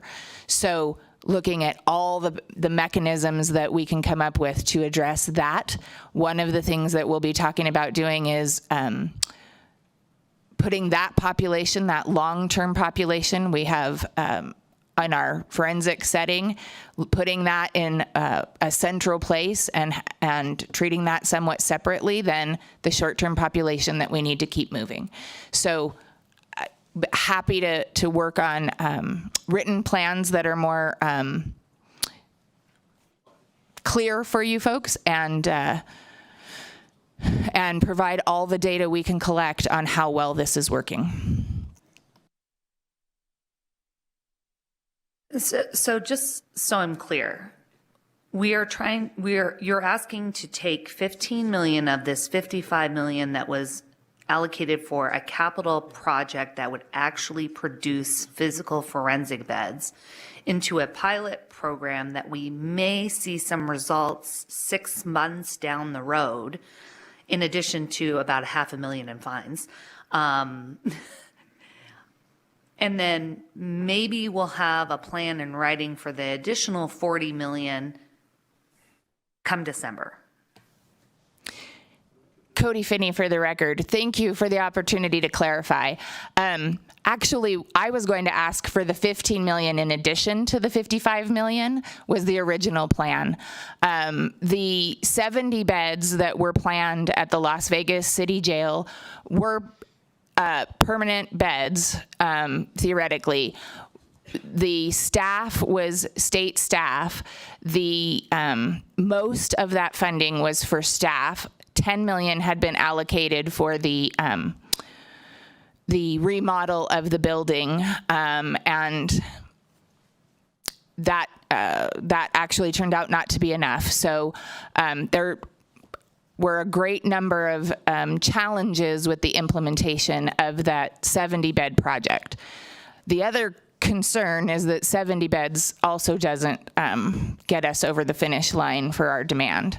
So it's critical that we focus on the various intercept points that we can address here, that we maximize the capacity the state has available in our facilities that exist and use it for this purpose, and that we partner with our counties to do what they can and make sure that services are available to people as quickly as possible. So that is what I've been working on since I took over in May.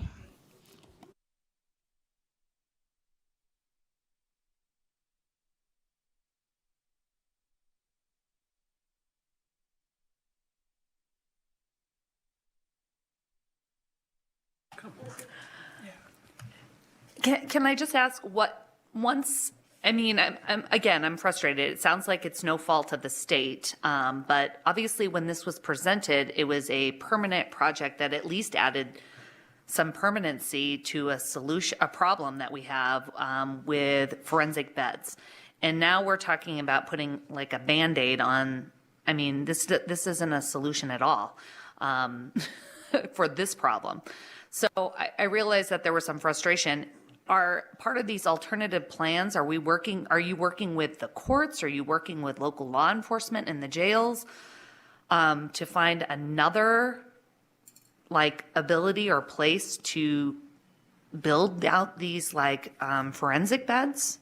Or are we just now looking at other types of programs? Senator Wynn, Cody Finney for the record. Thank you very much. Yes, we are absolutely looking at every physical space and programming option that is available to us. As I mentioned, we have a unit in Las Vegas. I intend to come back and ask for some of that additional funding to make some improvements to that space to allow us to use it for this purpose.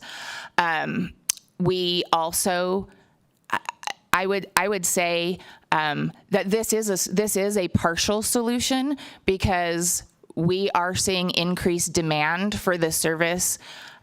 We are talking to other jurisdictions that are saying you have to address some of these other places where people are coming into the system. You can't just continue to put more and you'll never have enough if you just focus on more and more beds.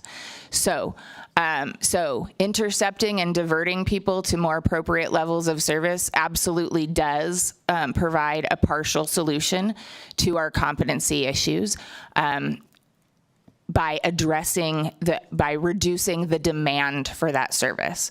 That's our goal. I apologize. Were there other portions to your question that I missed? No, that's fine. Thank you.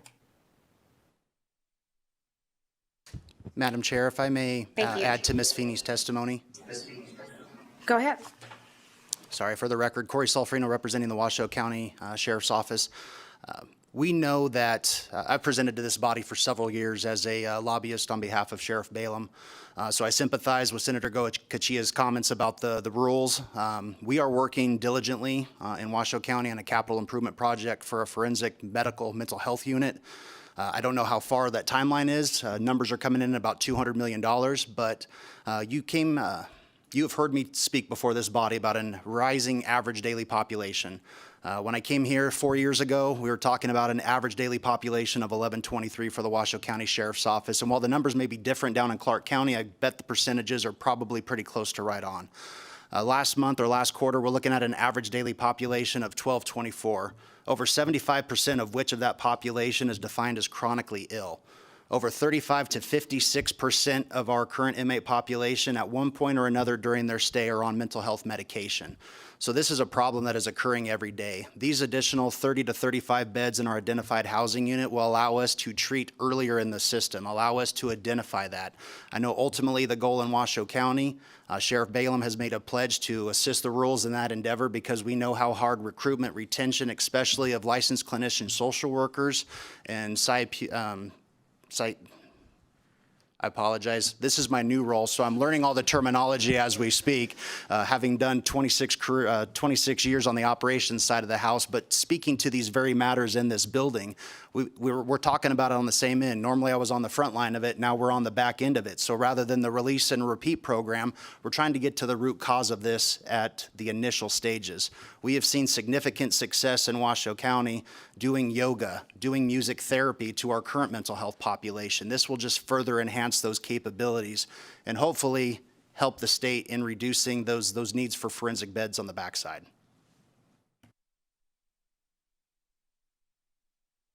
Thank you so much for that.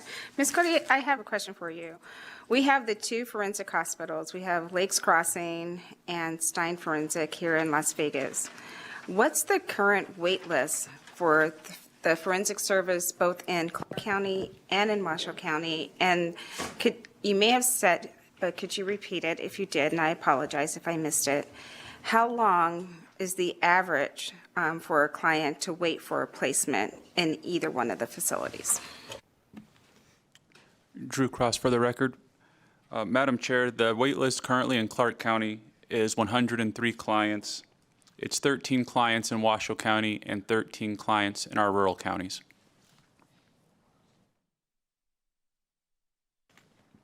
The average length of stay prior to admission is 2 to 3 months currently.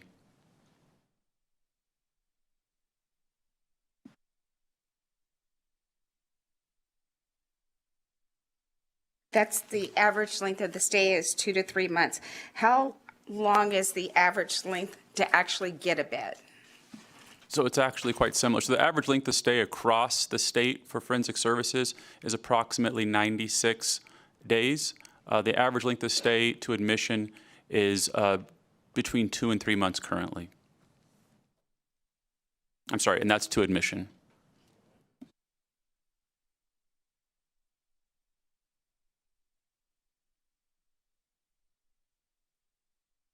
So earlier testimony was that the state has paid, I believe it's $86,000 in fines. That's at $500 per client per day.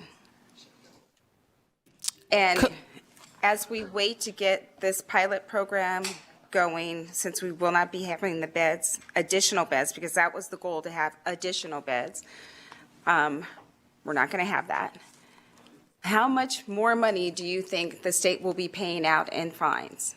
Have you calculated that out? Cody Finney for the record. So if you would allow me to clarify, we are fined $500 per day from Clark County for clients in which there's been a finding of contempt. So it's not everyone that's on the wait list that is included in those fines. And that's why perhaps the amounts don't line up, I think, is what I see on your faces. We have paid approximately $83,000 the first payment that we did with those fines. Certainly happy to provide the weekly amounts that are being paid. I have not calculated what we believe it will be into the future because it's very difficult to know when those orders of contempt will be provided. So we have not tried to calculate that into the future in that regard. Thank you. As I look through our backup documents, there is a jail diversion Miami model in our documentation. There is not anything written in our documentation, unless I missed it, about what this plan would be. So I think that's part of the heartache that you're hearing. First of all, the fact that we're just having to scratch this is really depressing. As I started my briefing, this is how it started. There was so much work that went into this. It's sad that we're not going to be able to do this. But the fact that we don't have a written plan to move forward with, I'm very hesitant on. I know we have to deobligate the funds, but putting money to something that we don't really know where that's going to in writing is problematic for me. I believe Speaker Yeager has another comment or question before we move forward. Not a question, Madam Chair, but if you're ready, just a comment and a couple of different motions. I think the solution, as my colleague Senator Wynn had mentioned, I think the solution in front of us, the pilot program, could be seen as a Band-Aid. Band-Aids are important, but I do think we are in need of major surgery when it comes to this issue, and that was what the Las Vegas jail was supposed to be. So I'm just looking forward to December and getting, if it's a two-part solution, that's great. What are we going to do long-term for beds? What are we going to do short-term to try to mitigate this issue? Both of those are important. And so, Madam Chair, if you'd be willing, I have two separate motions. The first motion would be to approve G13 through 16. That's essentially the deobligation of the ARPA funds for the City of Las Vegas jail. Since that project will not be going forward, I think it makes sense for us to deobligate that so the funds are available, and hopefully we have a proposal in December about how those can be used. So that would be the first motion I would make.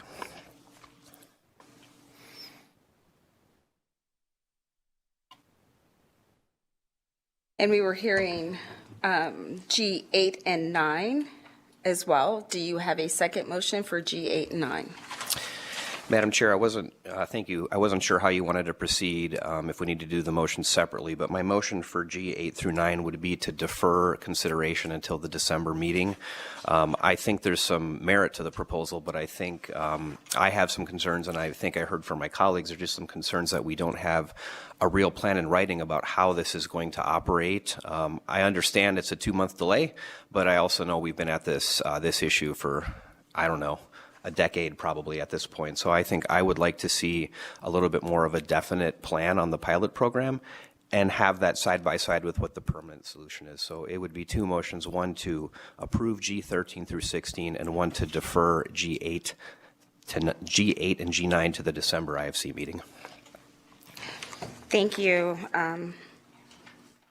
Speaker Yeager, we would need to approve 13 through 14, and then not 13 through 16, then not approve 8 and 9, and have them come back.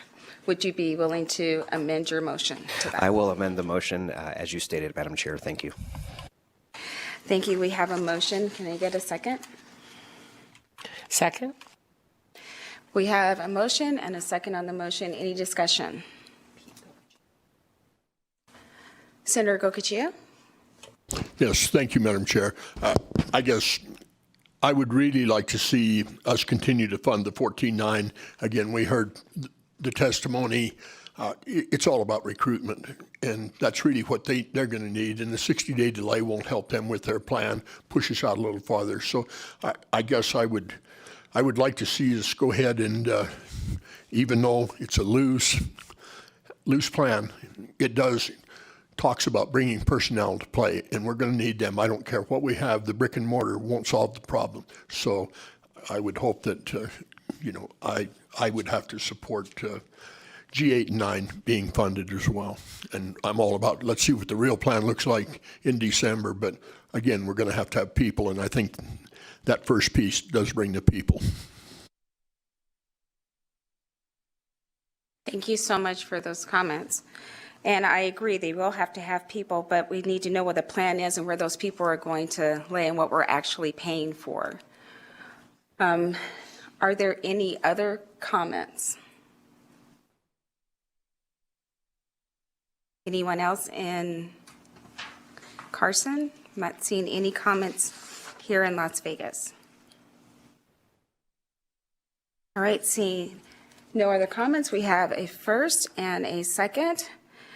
And we've had discussion. All in favor of the motion, please say aye. Aye. Any opposed? I'm going to oppose it, Madam Chair. It's just because I think it's critical to bring the people to. I appreciate that. I'm opposed as well. I believe. And Dickman. You are? Jill Thank you. Dickman. So we have 2 in opposition, Senator Gocochea, Assemblywoman Dickman. With that, the motion does carry. Thank you. Thank you all for joining us here today. We are moving slower than I had hoped. We are scheduled to take a lunch break at noon. It will be a short lunch. It will not be a legislative lunch, I promise you. But we might be able to get through the next item on our agenda.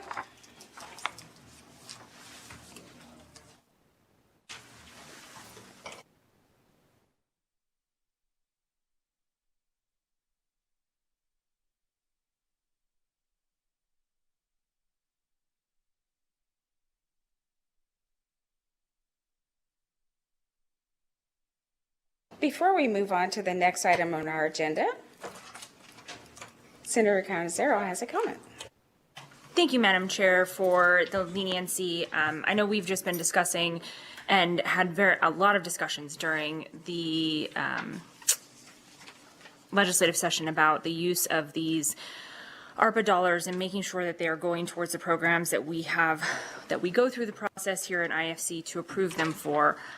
We did just this morning, and so I apologize. I'm going to make a very quick comment and hope that we can delve into more details about this in December. But this morning was when we had received this 16-page table from the governor's office, and Ms. Stevenson spoke briefly about it. I didn't have questions at that time because it was the first time that I was seeing this document as that item was coming up on our agenda. And as I'm looking through it, I just want to voice that there remains, I think, some very significant concerns, many of which I also in detail laid out during the legislative session, as have many of our colleagues, that there are issues and delays for things that are on this list, things like child care subsidies, things like child care grants, things like programs for children generally, different state contracts, positions within the Department of Welfare and Supportive Services. All of these delays were things that we discussed during session. We asked to make sure that that was getting done, that we were approaching this in a way that is going to allow us to actually spend these dollars. Some of the items that are listed here in terms of information relate back to June or even August, where there's no additional information on this table. So we need updated information as to where this money is being spent. We need updated information as to the issues and delays, because again, it is unacceptable for us to have allocated this money, to not have an idea of where it's going, and to be getting last minute information about why these dollars are not being spent or why they may be reverted back to the state. So I am hopeful that in December, in the meantime, I will be reaching out with many of my more detailed questions. But I hope that before the December meeting, we can get this information ahead of the meeting so that we can all have a chance to take a look at it and we can actually ask specific questions and not have information that is from June or August as to why it is we are not spending these dollars. Thank you, Madam Chair. Thank you. And I'm sure GFO, you know, she's still in the room, will be diligently working on that. Thank you. We have finished with item G. And we will go to item H. And the first item on our agenda for item H will be H10, and we will hear that with H50. And invite the State Public Works Division to the table. Good morning.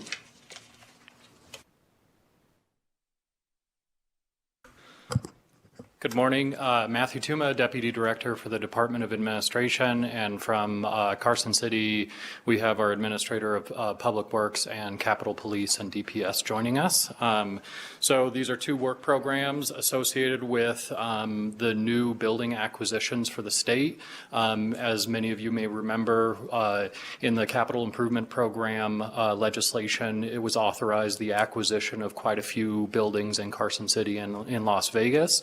At that point in time, the budget for buildings and grounds had already closed and the rates had already been set. And so any of the associated costs with managing those on the executive side had been pushed into the interim. And so these two work programs are the first for this fiscal year on the increased expenditures and the increased revenues associated with the new buildings and the operations for buildings and grounds.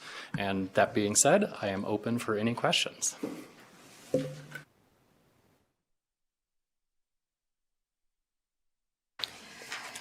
Thank you so much. I know that we do have a few questions. We will start with Senator Nguyen. Thank you. I'm looking at some of this, and in addition to supporting the new office buildings, how would these proposed 6 new full-time positions impact the work order backlog?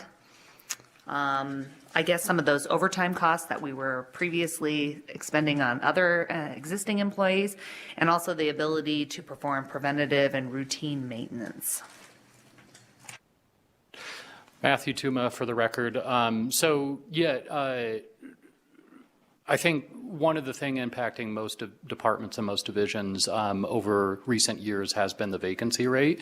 And so having vacancies has resulted in higher levels of overtime for existing employees, as well as a backlog in services and support. I know there were some questions with fiscal staff in our department on the recruitment efforts that are going on right now for our existing positions to try to fill those and try to move forward filling those as soon as possible. And then filling these positions as well will additionally help the workload. These positions, like positions in buildings and grounds, are not bifurcated in the sense that they're only assigned to one building. Those resources are pooled across all of these resources. So we expect that to help management of all of our properties throughout the state.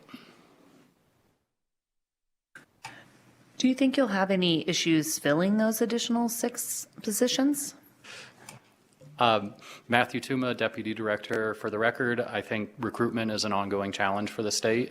We plan on filling those positions as expeditiously as possible.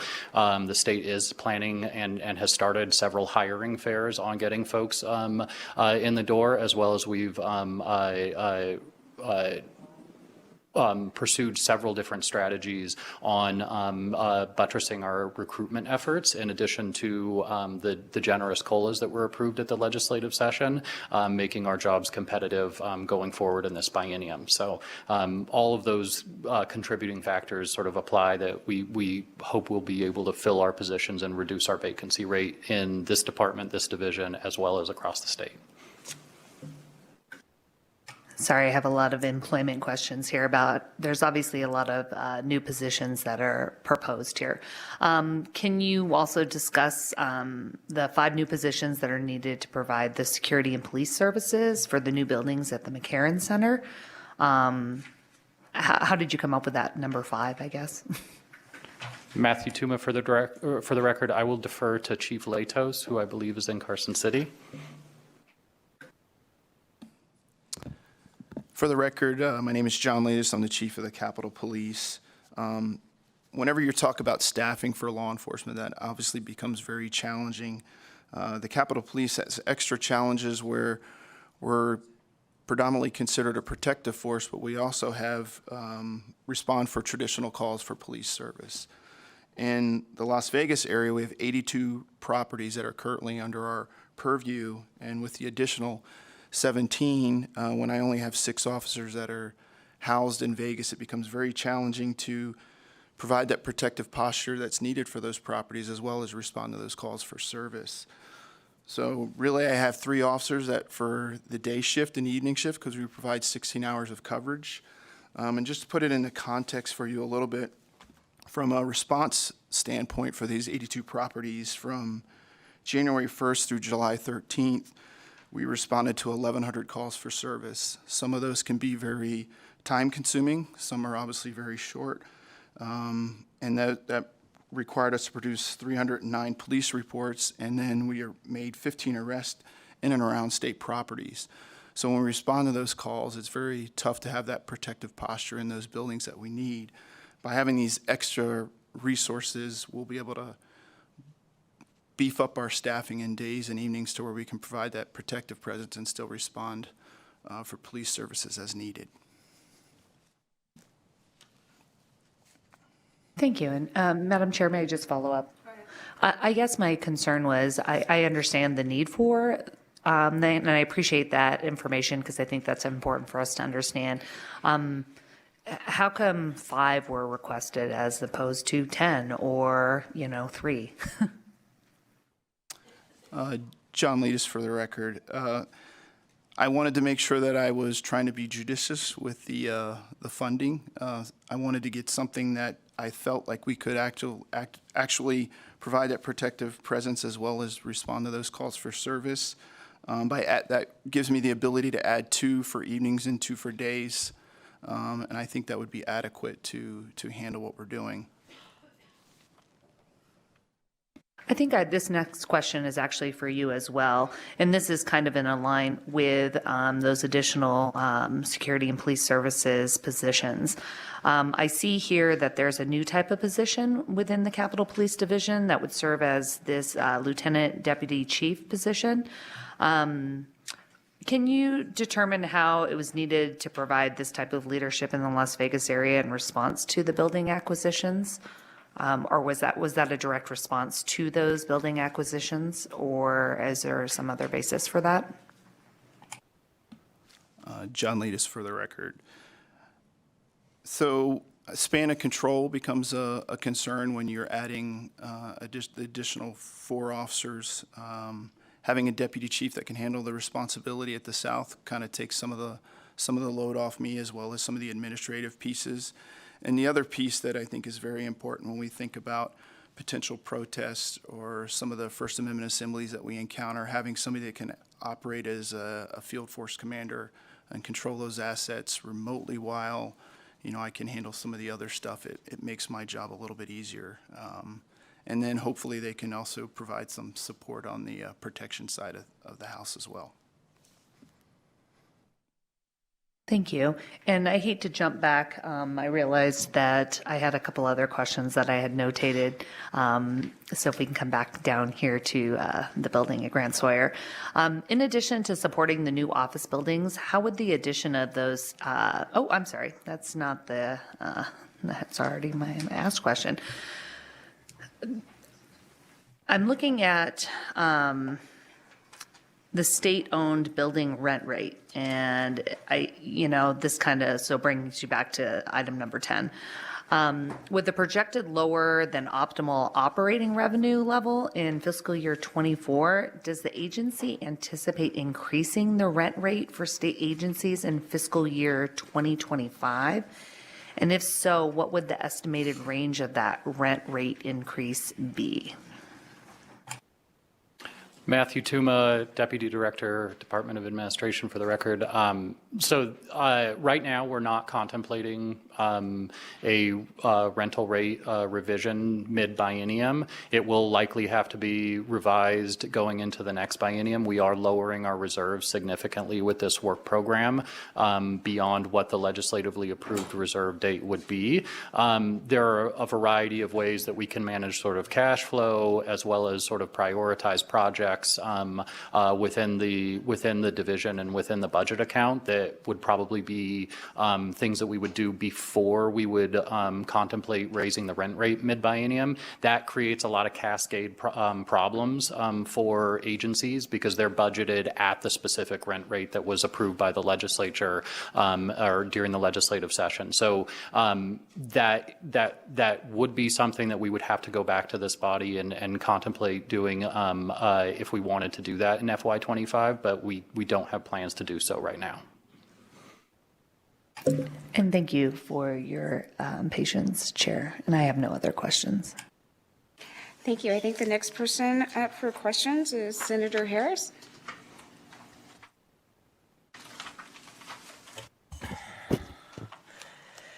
Thank you, Chair. Can you tell me a little bit about why the agency is asking for 9 additional vehicles when the division currently has 6 leased vehicles and is only seeking 5 additional positions?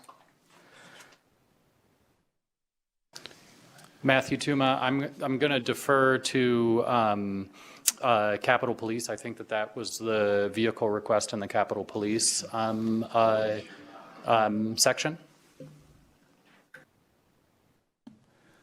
Chief John Leadis for the record.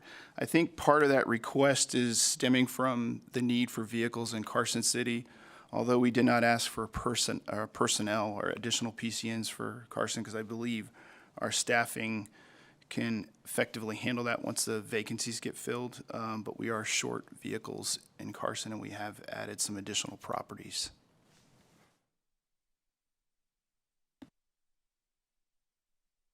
Just another follow-up or two, Madam Chair. Thank you so much. Can you also, and this may be related to your answer to the last question, can you tell us a little bit about why the fuel costs for 11 vehicles are included when, again, you're only requesting 9 vehicles?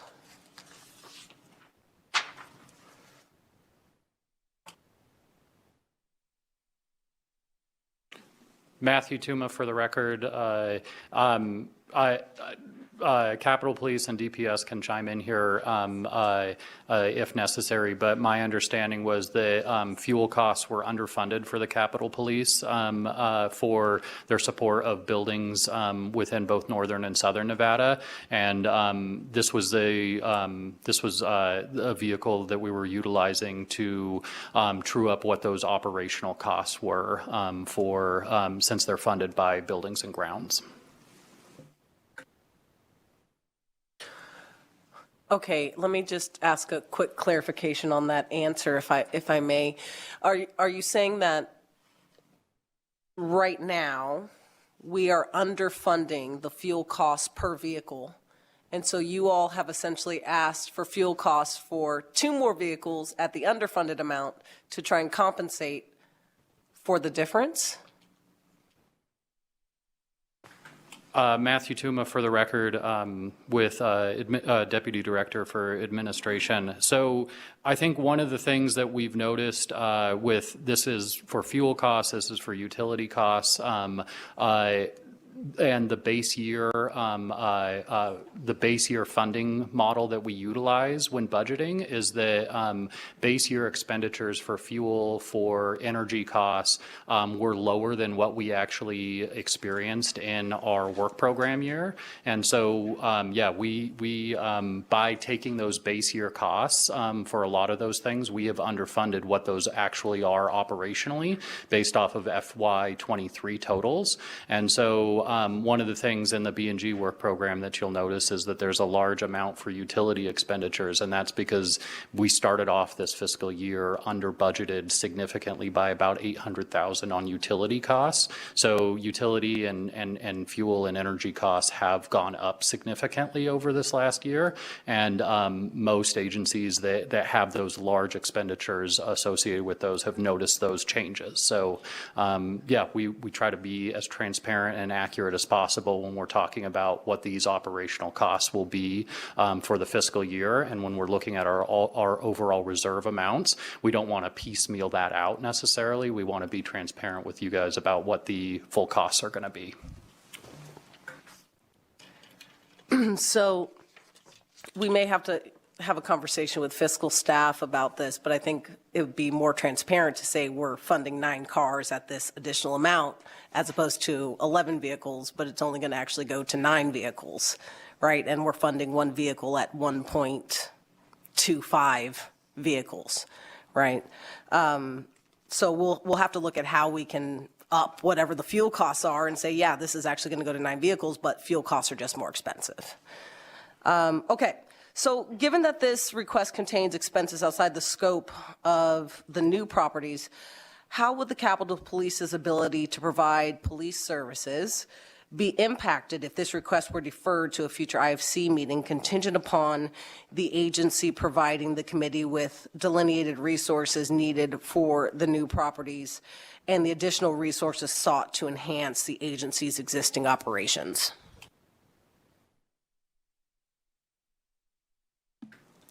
John Leadis for the Matthew record. Tuma. Oh, sorry, sir. I'll let you go. Matthew Tuma. No, I was deferring to you, Chief Latehouse. All right, John Leadis for the record. One of the biggest challenges that we have is that some of the activities that we do, and my guys do a phenomenal job. They cover a lot of ground with a very small team. When you start factoring in vacation, training, days off, there's a lot of times we're operating under what I would consider a safe minimum staffing level. And then to add these additional properties, it's just going to be very challenging. And with the new building coming online, with all the constitutional officers that are in there, I like to have a very robust protective force inside that building to be able to provide an adequate protective posture. And just to provide a little context, I mean, we're asking for a very small footprint, or addition to our footprint. And if I can just kind of share some context with my legislative partner, where you guys are adding, the legislative branch is adding 3 buildings, you guys are adding 15 officers, and that's strictly a protective force where my guys have that dual capability of not only providing that protective force, but also responding to calls for service It's very challenging for me to be able to effectively do that with 6 officers.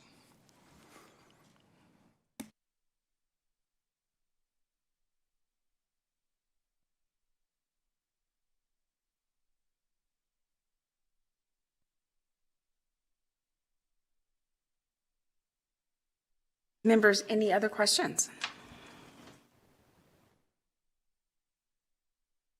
I do have one. I know you touched on this when answering questions from Senator Nguyen, but could you tell us in a little more detail how you determined that a lieutenant or deputy chief position was needed to provide leadership here in Las Vegas in response to the building acquisitions? How can you go into a little bit more detail how that decision was made? John Leadis for the record. So the span of control from a police operational standpoint, you're looking at 5 to 7 officers is what is ideal for a supervisor. If we add 4 additional officers, you're looking at a force of 10 officers with 1 sergeant. That span of control is too great.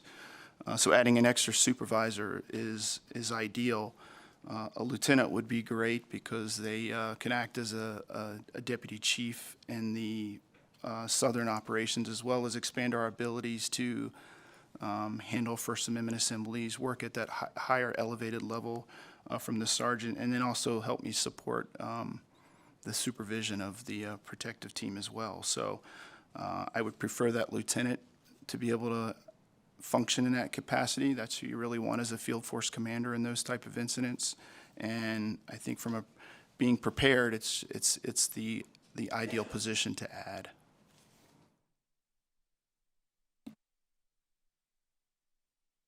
Thank you so much for going into detail. I wanted to get that on the record, that the position was definitely necessary, and not everyone that doesn't work in law enforcement understands why. So thank you so much for expanding upon that. Members, any other questions for the presenters? All right, not seeing any. Thank you so much.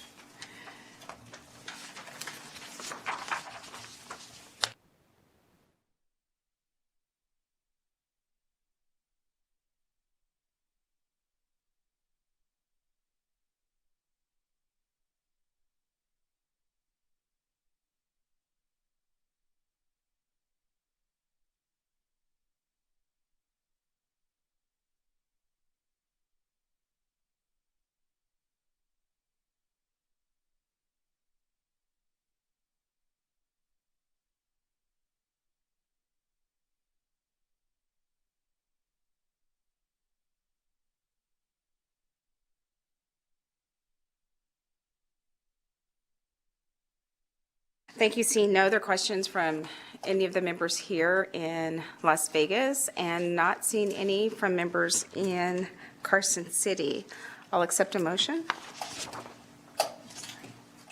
Madam Chair, I would move to approve items H, 10, and 50.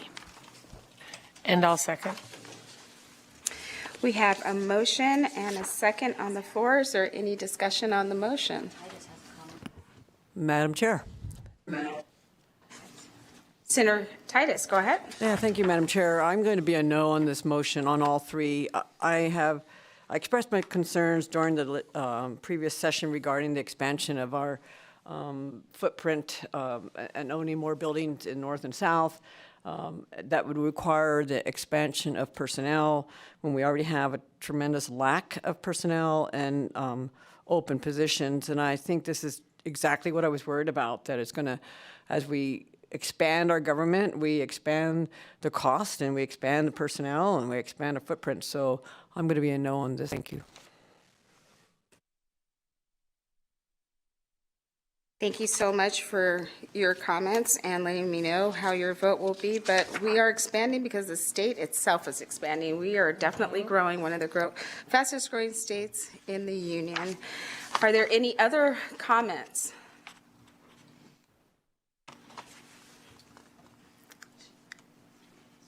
Not seeing any. Then I'll call for the vote. All in favor of the motion, please say aye. Aye. Any opposed? We have Senator Titus in opposition. The motion does carry.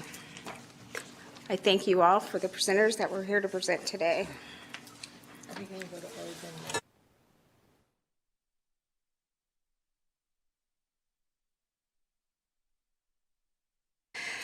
That takes us to the next item.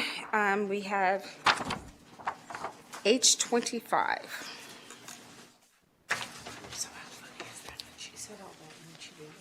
The Department of Tourism and Cultural Affairs. Did we want to do 20?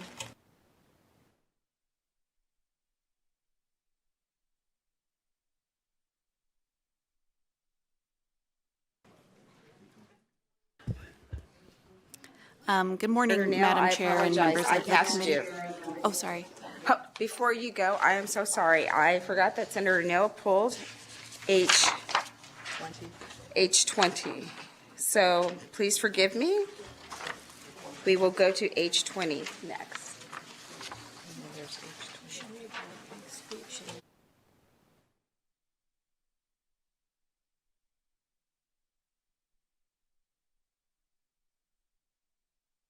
Senator Neal, go ahead. Thank you, Madam Chair. Thank you for allowing me to pull this on H20. So the questions that I have, and I don't, who am I asking the question to? Because aren't you with North Las Vegas Library?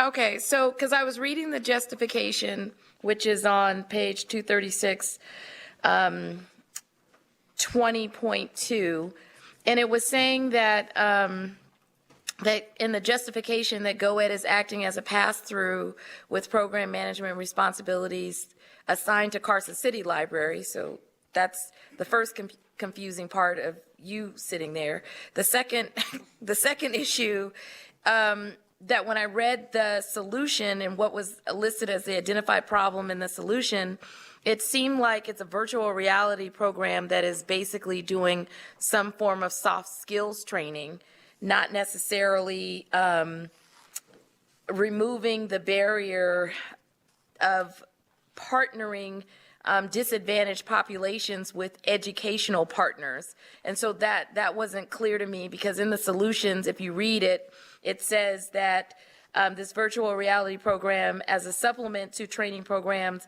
that leads to industry credentials, leveraging existing statewide resources. And I'm like, okay, if the barrier is that disadvantaged populations such as women, minority, youth, and rural residents are having a problem getting career pathways and being connected to educational institutions, I didn't understand how this program was helping that to occur.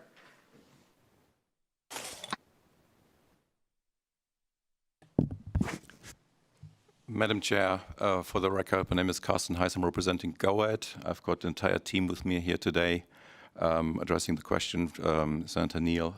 Tammy Westergaard, also at GoEd, is the former state librarian, the acting president of the Nevada Libraries Association. We have Ms. Joy Holt, who's the director of the Carson City Library. Also, my colleague for the end from GoEd is Mr. Leandro Diosa, who's the Director of Administration, and then who you referring to in Las Vegas, I believe, is City of North Las Vegas Library Director, Forrest Lewis. So I'm trying to address your questions at a high level, if I may, Madam Chair, through you to the Senator. And then we'll hand it over to, because I guess that will be follow-up questions for the technicalities, to the library specialists. So a little bit of background where this project originates, what the rationale is, that hopefully makes this a little bit clearer. We have an existing grant that you may be familiar with, which is called Project Sandy, which was a Department of Education, U.S. Department of Education grant, I believe grant in 2019. This grant has ended as of September 30th, 23, although we are currently in no cost extension phase. And this grant is overseen by GoIn. Now, as part of that grant, the team developed what we call a specific methodology to reach what we also call the unreachable. And this is really what you're referring to is, removing those barriers. So it goes far beyond the training that is being held by virtual reality. That's actually a tool, it's a mechanism, but it's only part of that methodology, although it's a necessary tool and necessary mechanism. So what we call that methodology is, we call that formally individual career mapping.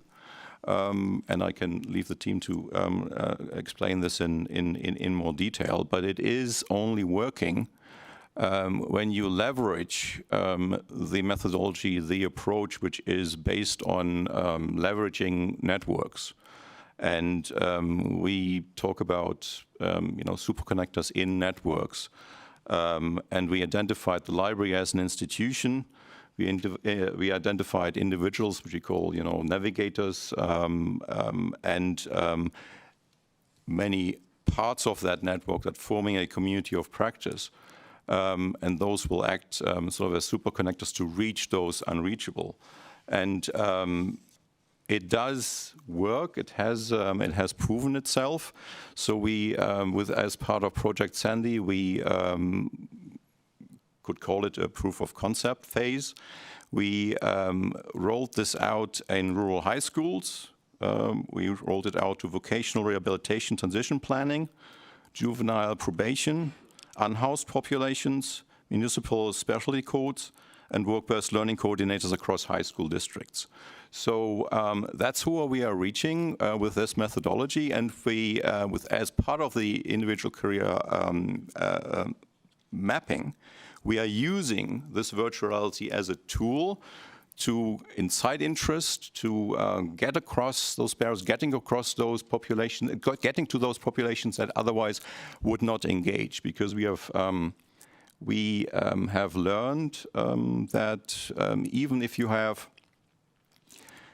training programs in place, even if you help those training programs or access to those training programs with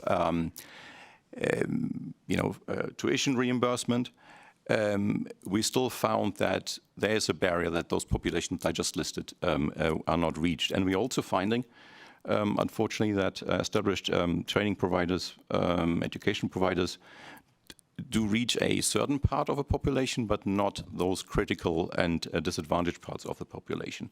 And that actually does also sadly apply to community colleges. So this is why we have them embedded in our network and in our approach. So I will stop there. I'm hoping that answers your questions, but if not, then the team is here to dig deeper if you need. Okay. Thank you very much. Yeah. Thank you. Thank you for that response. It didn't answer the question, so I'll just start with the first question, which probably got convoluted in what I said. The program management responsibilities are assigned to Carson City Library. That's the first part. So how exactly, if it's assigned to Carson City Library, trickle all the way down to the south? That's the first question. The second question is, when you're talking about the way this is defined, is it a virtual reality soft skills training, or is it a program that is identifying or creating a credential or an education program in which a person is sitting at a laptop or computer in a library where they are then able to start and finish a 6-hour course? Carsten Heiser, for the record, Madam Chair, through you to the Senator Neal. To the first part of the question, yes, GORD is a path-through. We will contract, or a sub-grant rather specifically, to the Carson City Library, but the Carson City Library is part of a broader library network and will then have an arrangement with the City of North Las Vegas Library, because our intent is to cover the entire state with this program. Now, as I unfortunately, I think not successfully tried to explain, we're trying to utilize a network approach. A library in their local jurisdictions are a center of a network, and through that I'm able to reach those disadvantaged populations. A library is, you know, a neutral place. It is non-threatening. It is a place where you know, everyone can be reached. So we are utilizing that that mechanism. To your second part of the question, you asked, you know, is it this or that? The answer is really all of the above.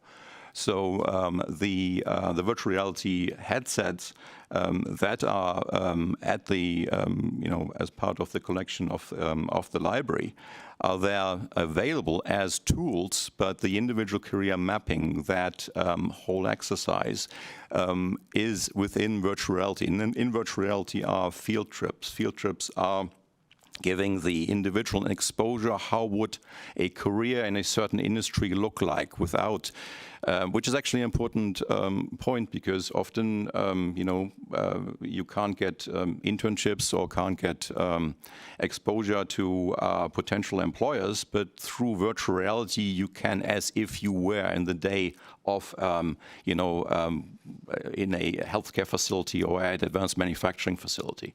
Otherwise, you wouldn't get in then, if, you know, short of an internship. Virtual reality makes that possible. But that's the exposure. That's the helping you to, you know, to map out a career path, and then to get on this career path, you know, through credentials. This individual virtual reality then connects you to credentials, and we have developed actually credentials within virtual reality that you can take through the virtual reality headsets as well. But I will stop here and ask my colleagues from the library if they want to add anything.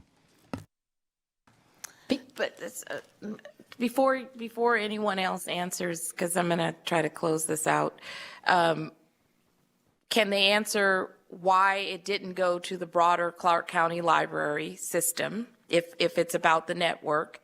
And two, if you're saying that this is connecting disadvantaged populations, women and minorities and youth to an educational program, because I'm very versed in the certificate part and the virtual certificates, and there's no critical thinking actually attached to them. And so I just don't understand how this virtual experience connects them to an educational institution, or because it specifically said, and maybe I'm reading this wrong. It says the identified problem is with existing courses and credentials being readily available, as well as tuition reimbursement being offered. And there is a systemic barrier in which inhibits disadvantaged and neglected populations from connecting with training and educational providers. So at what point in this virtual reality experience are they connecting with the educational provider, which will either advance their degree and move them into a space where they will somehow be connected with an employer? Madam Chair, for the record, Tammy Westergaard, and I am with the Governor's Office of Economic Development and coordinating the tools and of Project Sandy that Mr. Heiss just referred to.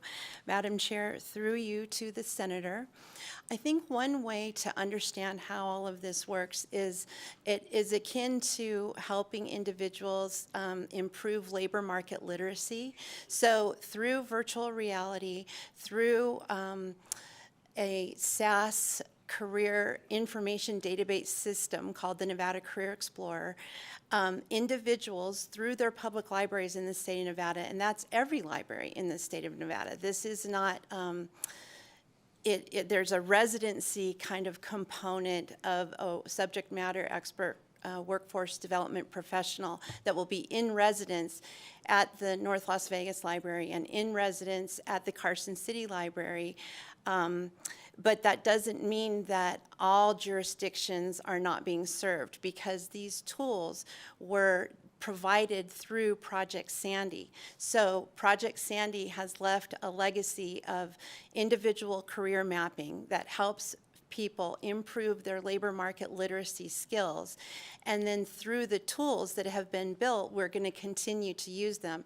So the community of practice that is connected to the workforce development agencies, Nevada Works and Workforce Connections, to our community college counselors, to our nonprofit agencies, to the public libraries.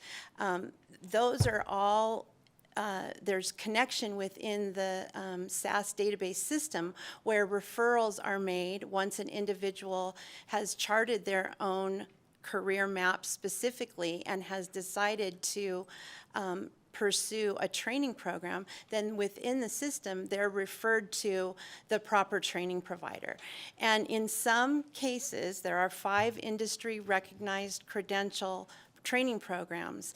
There is a one-to-one course companion in virtual reality that an individual could benefit from.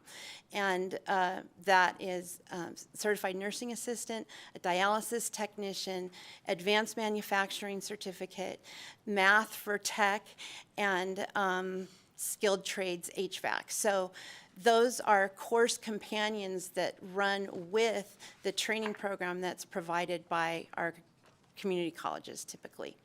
Does that help?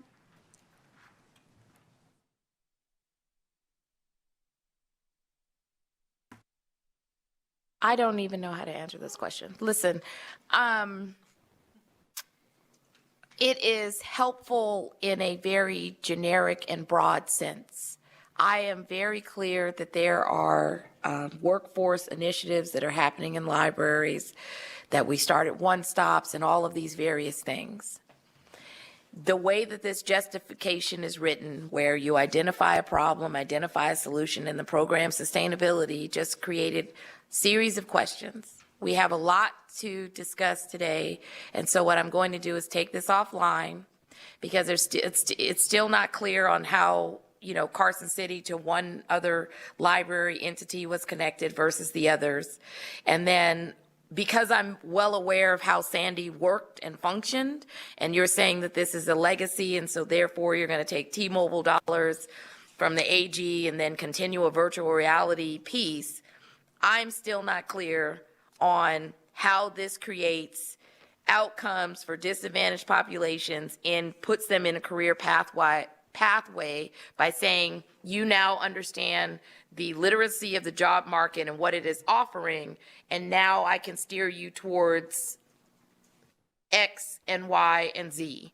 And so the assumption is based on that I guess there is a ready-made program that is in this virtual reality system that if a person comes in saying, well, I actually want to be a pharmacist, and I want to understand the literacy on what I would need to do in order to start that career pathway, that the library system will then trigger a pharmacy tech virtual reality setup in order to allow them to move forward. That I'm not clear on, right? What I heard was it is geared towards the existing industries that we are focused on in the state of Nevada, assuming that disadvantaged youth, minority, and women want to do that.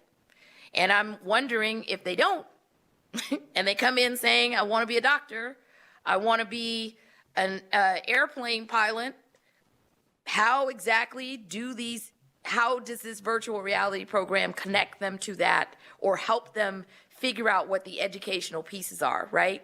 And if this is just a high level skills piece, then I guess it's just not clear for me. And so I just need to talk to you guys offline because I'm actually super versed in workforce and what's been going on and the failures and what doesn't happen and how we have ideas and it doesn't translate into these populations. So I'm just not interested in another thing that really won't do what it's supposed to do.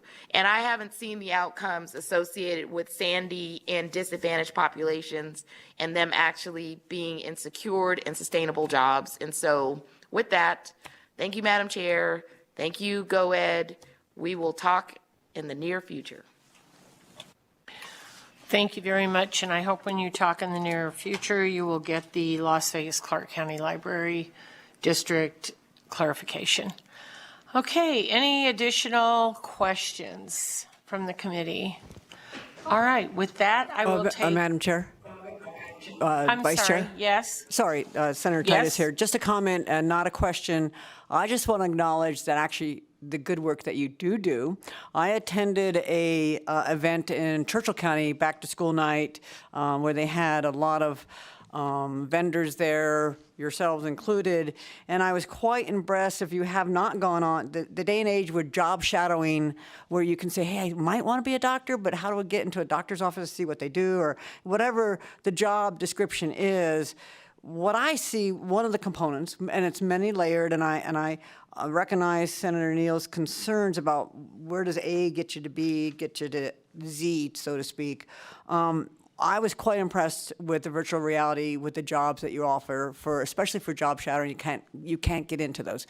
And so, dairy farming, for example, you could go onto the virtual reality, and although you're not officially in the manure, you're pretty close, and you understand what that process is, and maybe that's not a job you want. And so there was a whole litany of jobs offered through that program, and I just want to thank you for what you have done.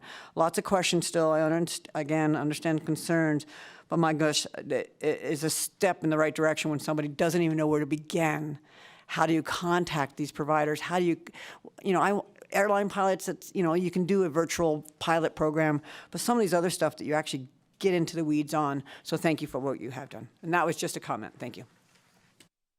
Thank you very much. All right, with that, seeing no additional questions, I will accept a motion. Madam Chair, I'd move to approve H20. Motion by Assemblywoman Bacchus, second by Senator Wynn. Any discussion? All those in favor say aye. Aye. All those opposed say nay. Motion passes. Thank you very much. And we will move on to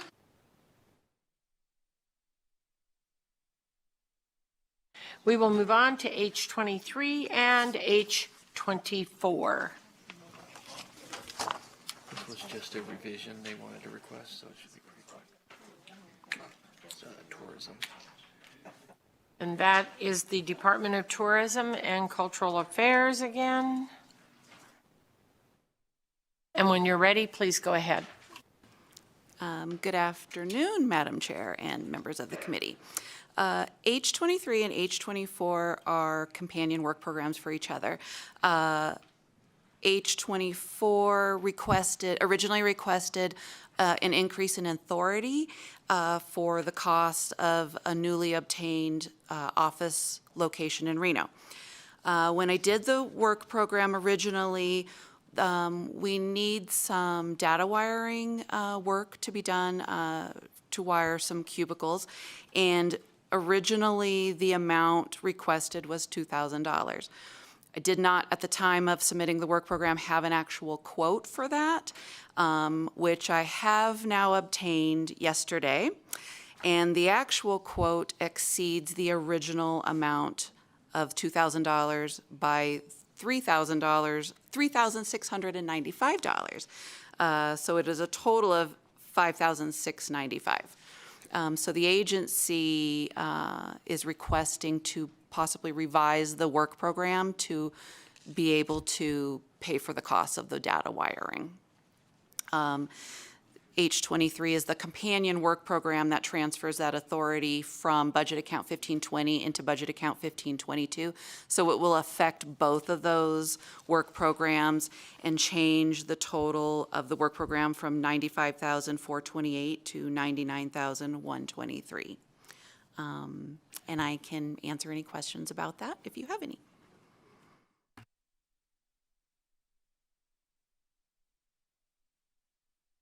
Would you confirm those amounts, please, again? I'm sorry. For the record, Angie Matison, Operations and Finance Manager. Yes, the increase of the work program, the original requested was $2,000. The actual quote is $5,695. So it would increase the work program by $3,695, making the total $99,123. Madam Chair, this is Sarah Kaufman, Legislative Council Bureau Fiscal Analysis Division. The information that we received was that in work program number 24, the total amount for category 6 is $3,695, and that then equals the $99,123 that's being identified for transfers from the Commission on Tourism.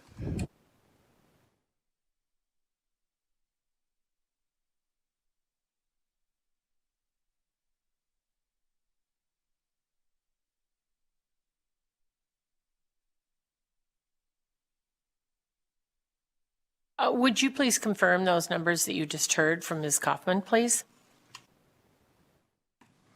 For the record, Angie Mattison.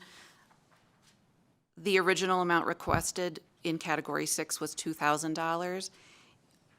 The request is to increase it by $3,695, which would make it a total of $5,695, which then makes the total of the work program $99,123.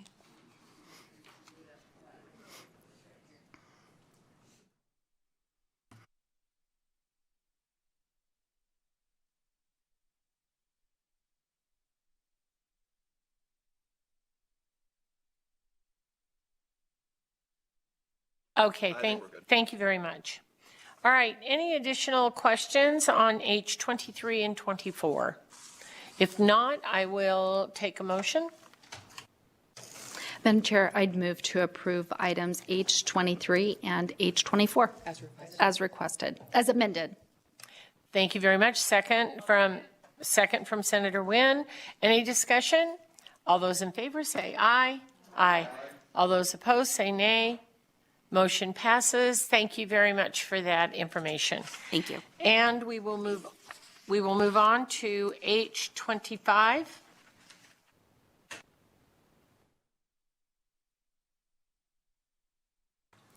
Angie Mattison, Operations and Finance Manager for the Department of Tourism and Cultural Affairs.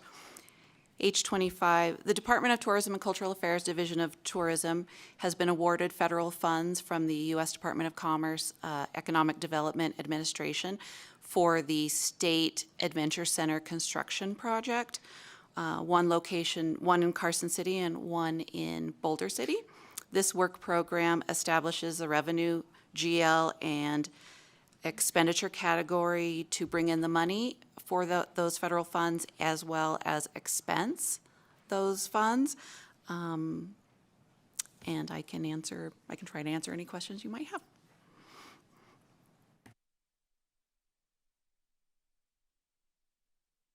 I believe Assemblywoman Miller has a question, please. Thank you, Vice Chair Dondero Loop. My question is, if you could discuss and explain any of the anticipated benefits of these, I need to read this, Nevada Adventure Centers project and the impact of the division's marketing activities utilizing the requested $928,000 that was actually approved by the legislature, of the room tax revenues for promotions and advertising to meet the federal grant match requirement. For the record, Angie Mattison, Operations and Finance Manager. If I may direct that question to our Deputy Emmy Kawchak. Good afternoon, Emmy Kawchak for the record, Deputy Director, DTCA. It reduces just slightly. We did anticipate opening these adventure centers, so we planned for the media to be a little bit different this year. We do have a good amount of that already planned out. We do see that we have a lot more collections than we did for projections this year, so that's great. And we do see the long-term benefit of these adventure centers really supporting all of our marketing efforts, because most of our focus is on outdoor adventure. Thank you for that.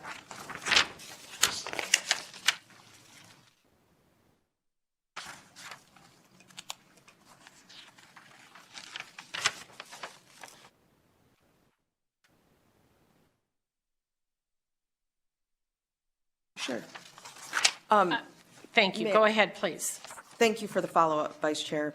Could you also discuss then the plan and level to support the division that would provide for the creation of these hub sites? I know there's one in, Carson City and one in Boulder City? Thank you for the question. Emmy Kauchek, Deputy Director, Department of Tourism and Cultural Affairs. There is one center in Boulder City and one in Carson City. Both are fully supported by both Boulder City Chamber of Commerce and Visit Carson City currently. And we are in public-private partnerships exploring those. There's going to be outdoor adventure businesses taking over those places to really support the questions that are coming in from people who want to go out and rock climb or go out and hike, and they're just looking for how to do that. So we are working with both Boulder City and Carson City pretty closely on these, and will through the remainder of the project, which is through 2027. Thank you, Vice Chair, for the follow-up. And with that, would that also support the ongoing operating and maintenance expenditures for the creation of the recreation hubs in the future? Emmy Kauchek for the record. Or if not, how could you, I'm sorry for that. If not, could you explain how that would be supported operationally and for the maintenance? Emmy Kauchek for the record. We will be collecting rent from the businesses that will be occupying those spaces. So as we'll monitor the visitor volume, we'll monitor what our income is to really project those operations. That is not anticipated until the next biennium. So we do have time to project that out, get through the construction, and you'll see us next biennium if there are any additional operations costs, but we're really hoping to fill that gap through sponsorships and lease opportunities. Okay, thank you for that.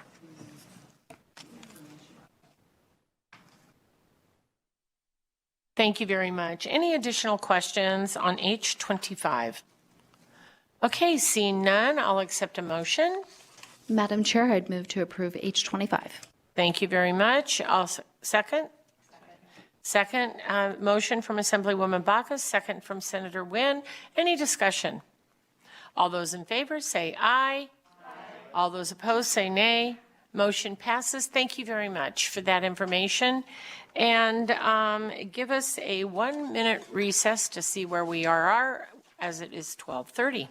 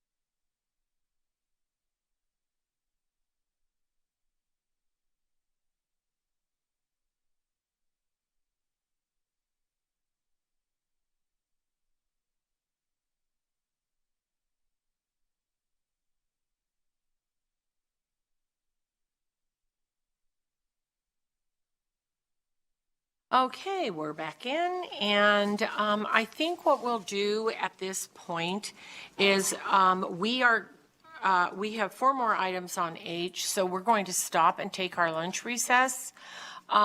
We will try to be brief, and maybe 20? It's 12:30 now. What do you think, 20? Huh? So that's 30 minutes. We'll be back at 1 o'clock, and we will continue with H26, 30 and H27 and 61. And we appreciate your patience as we work through the agenda today. We are in recess.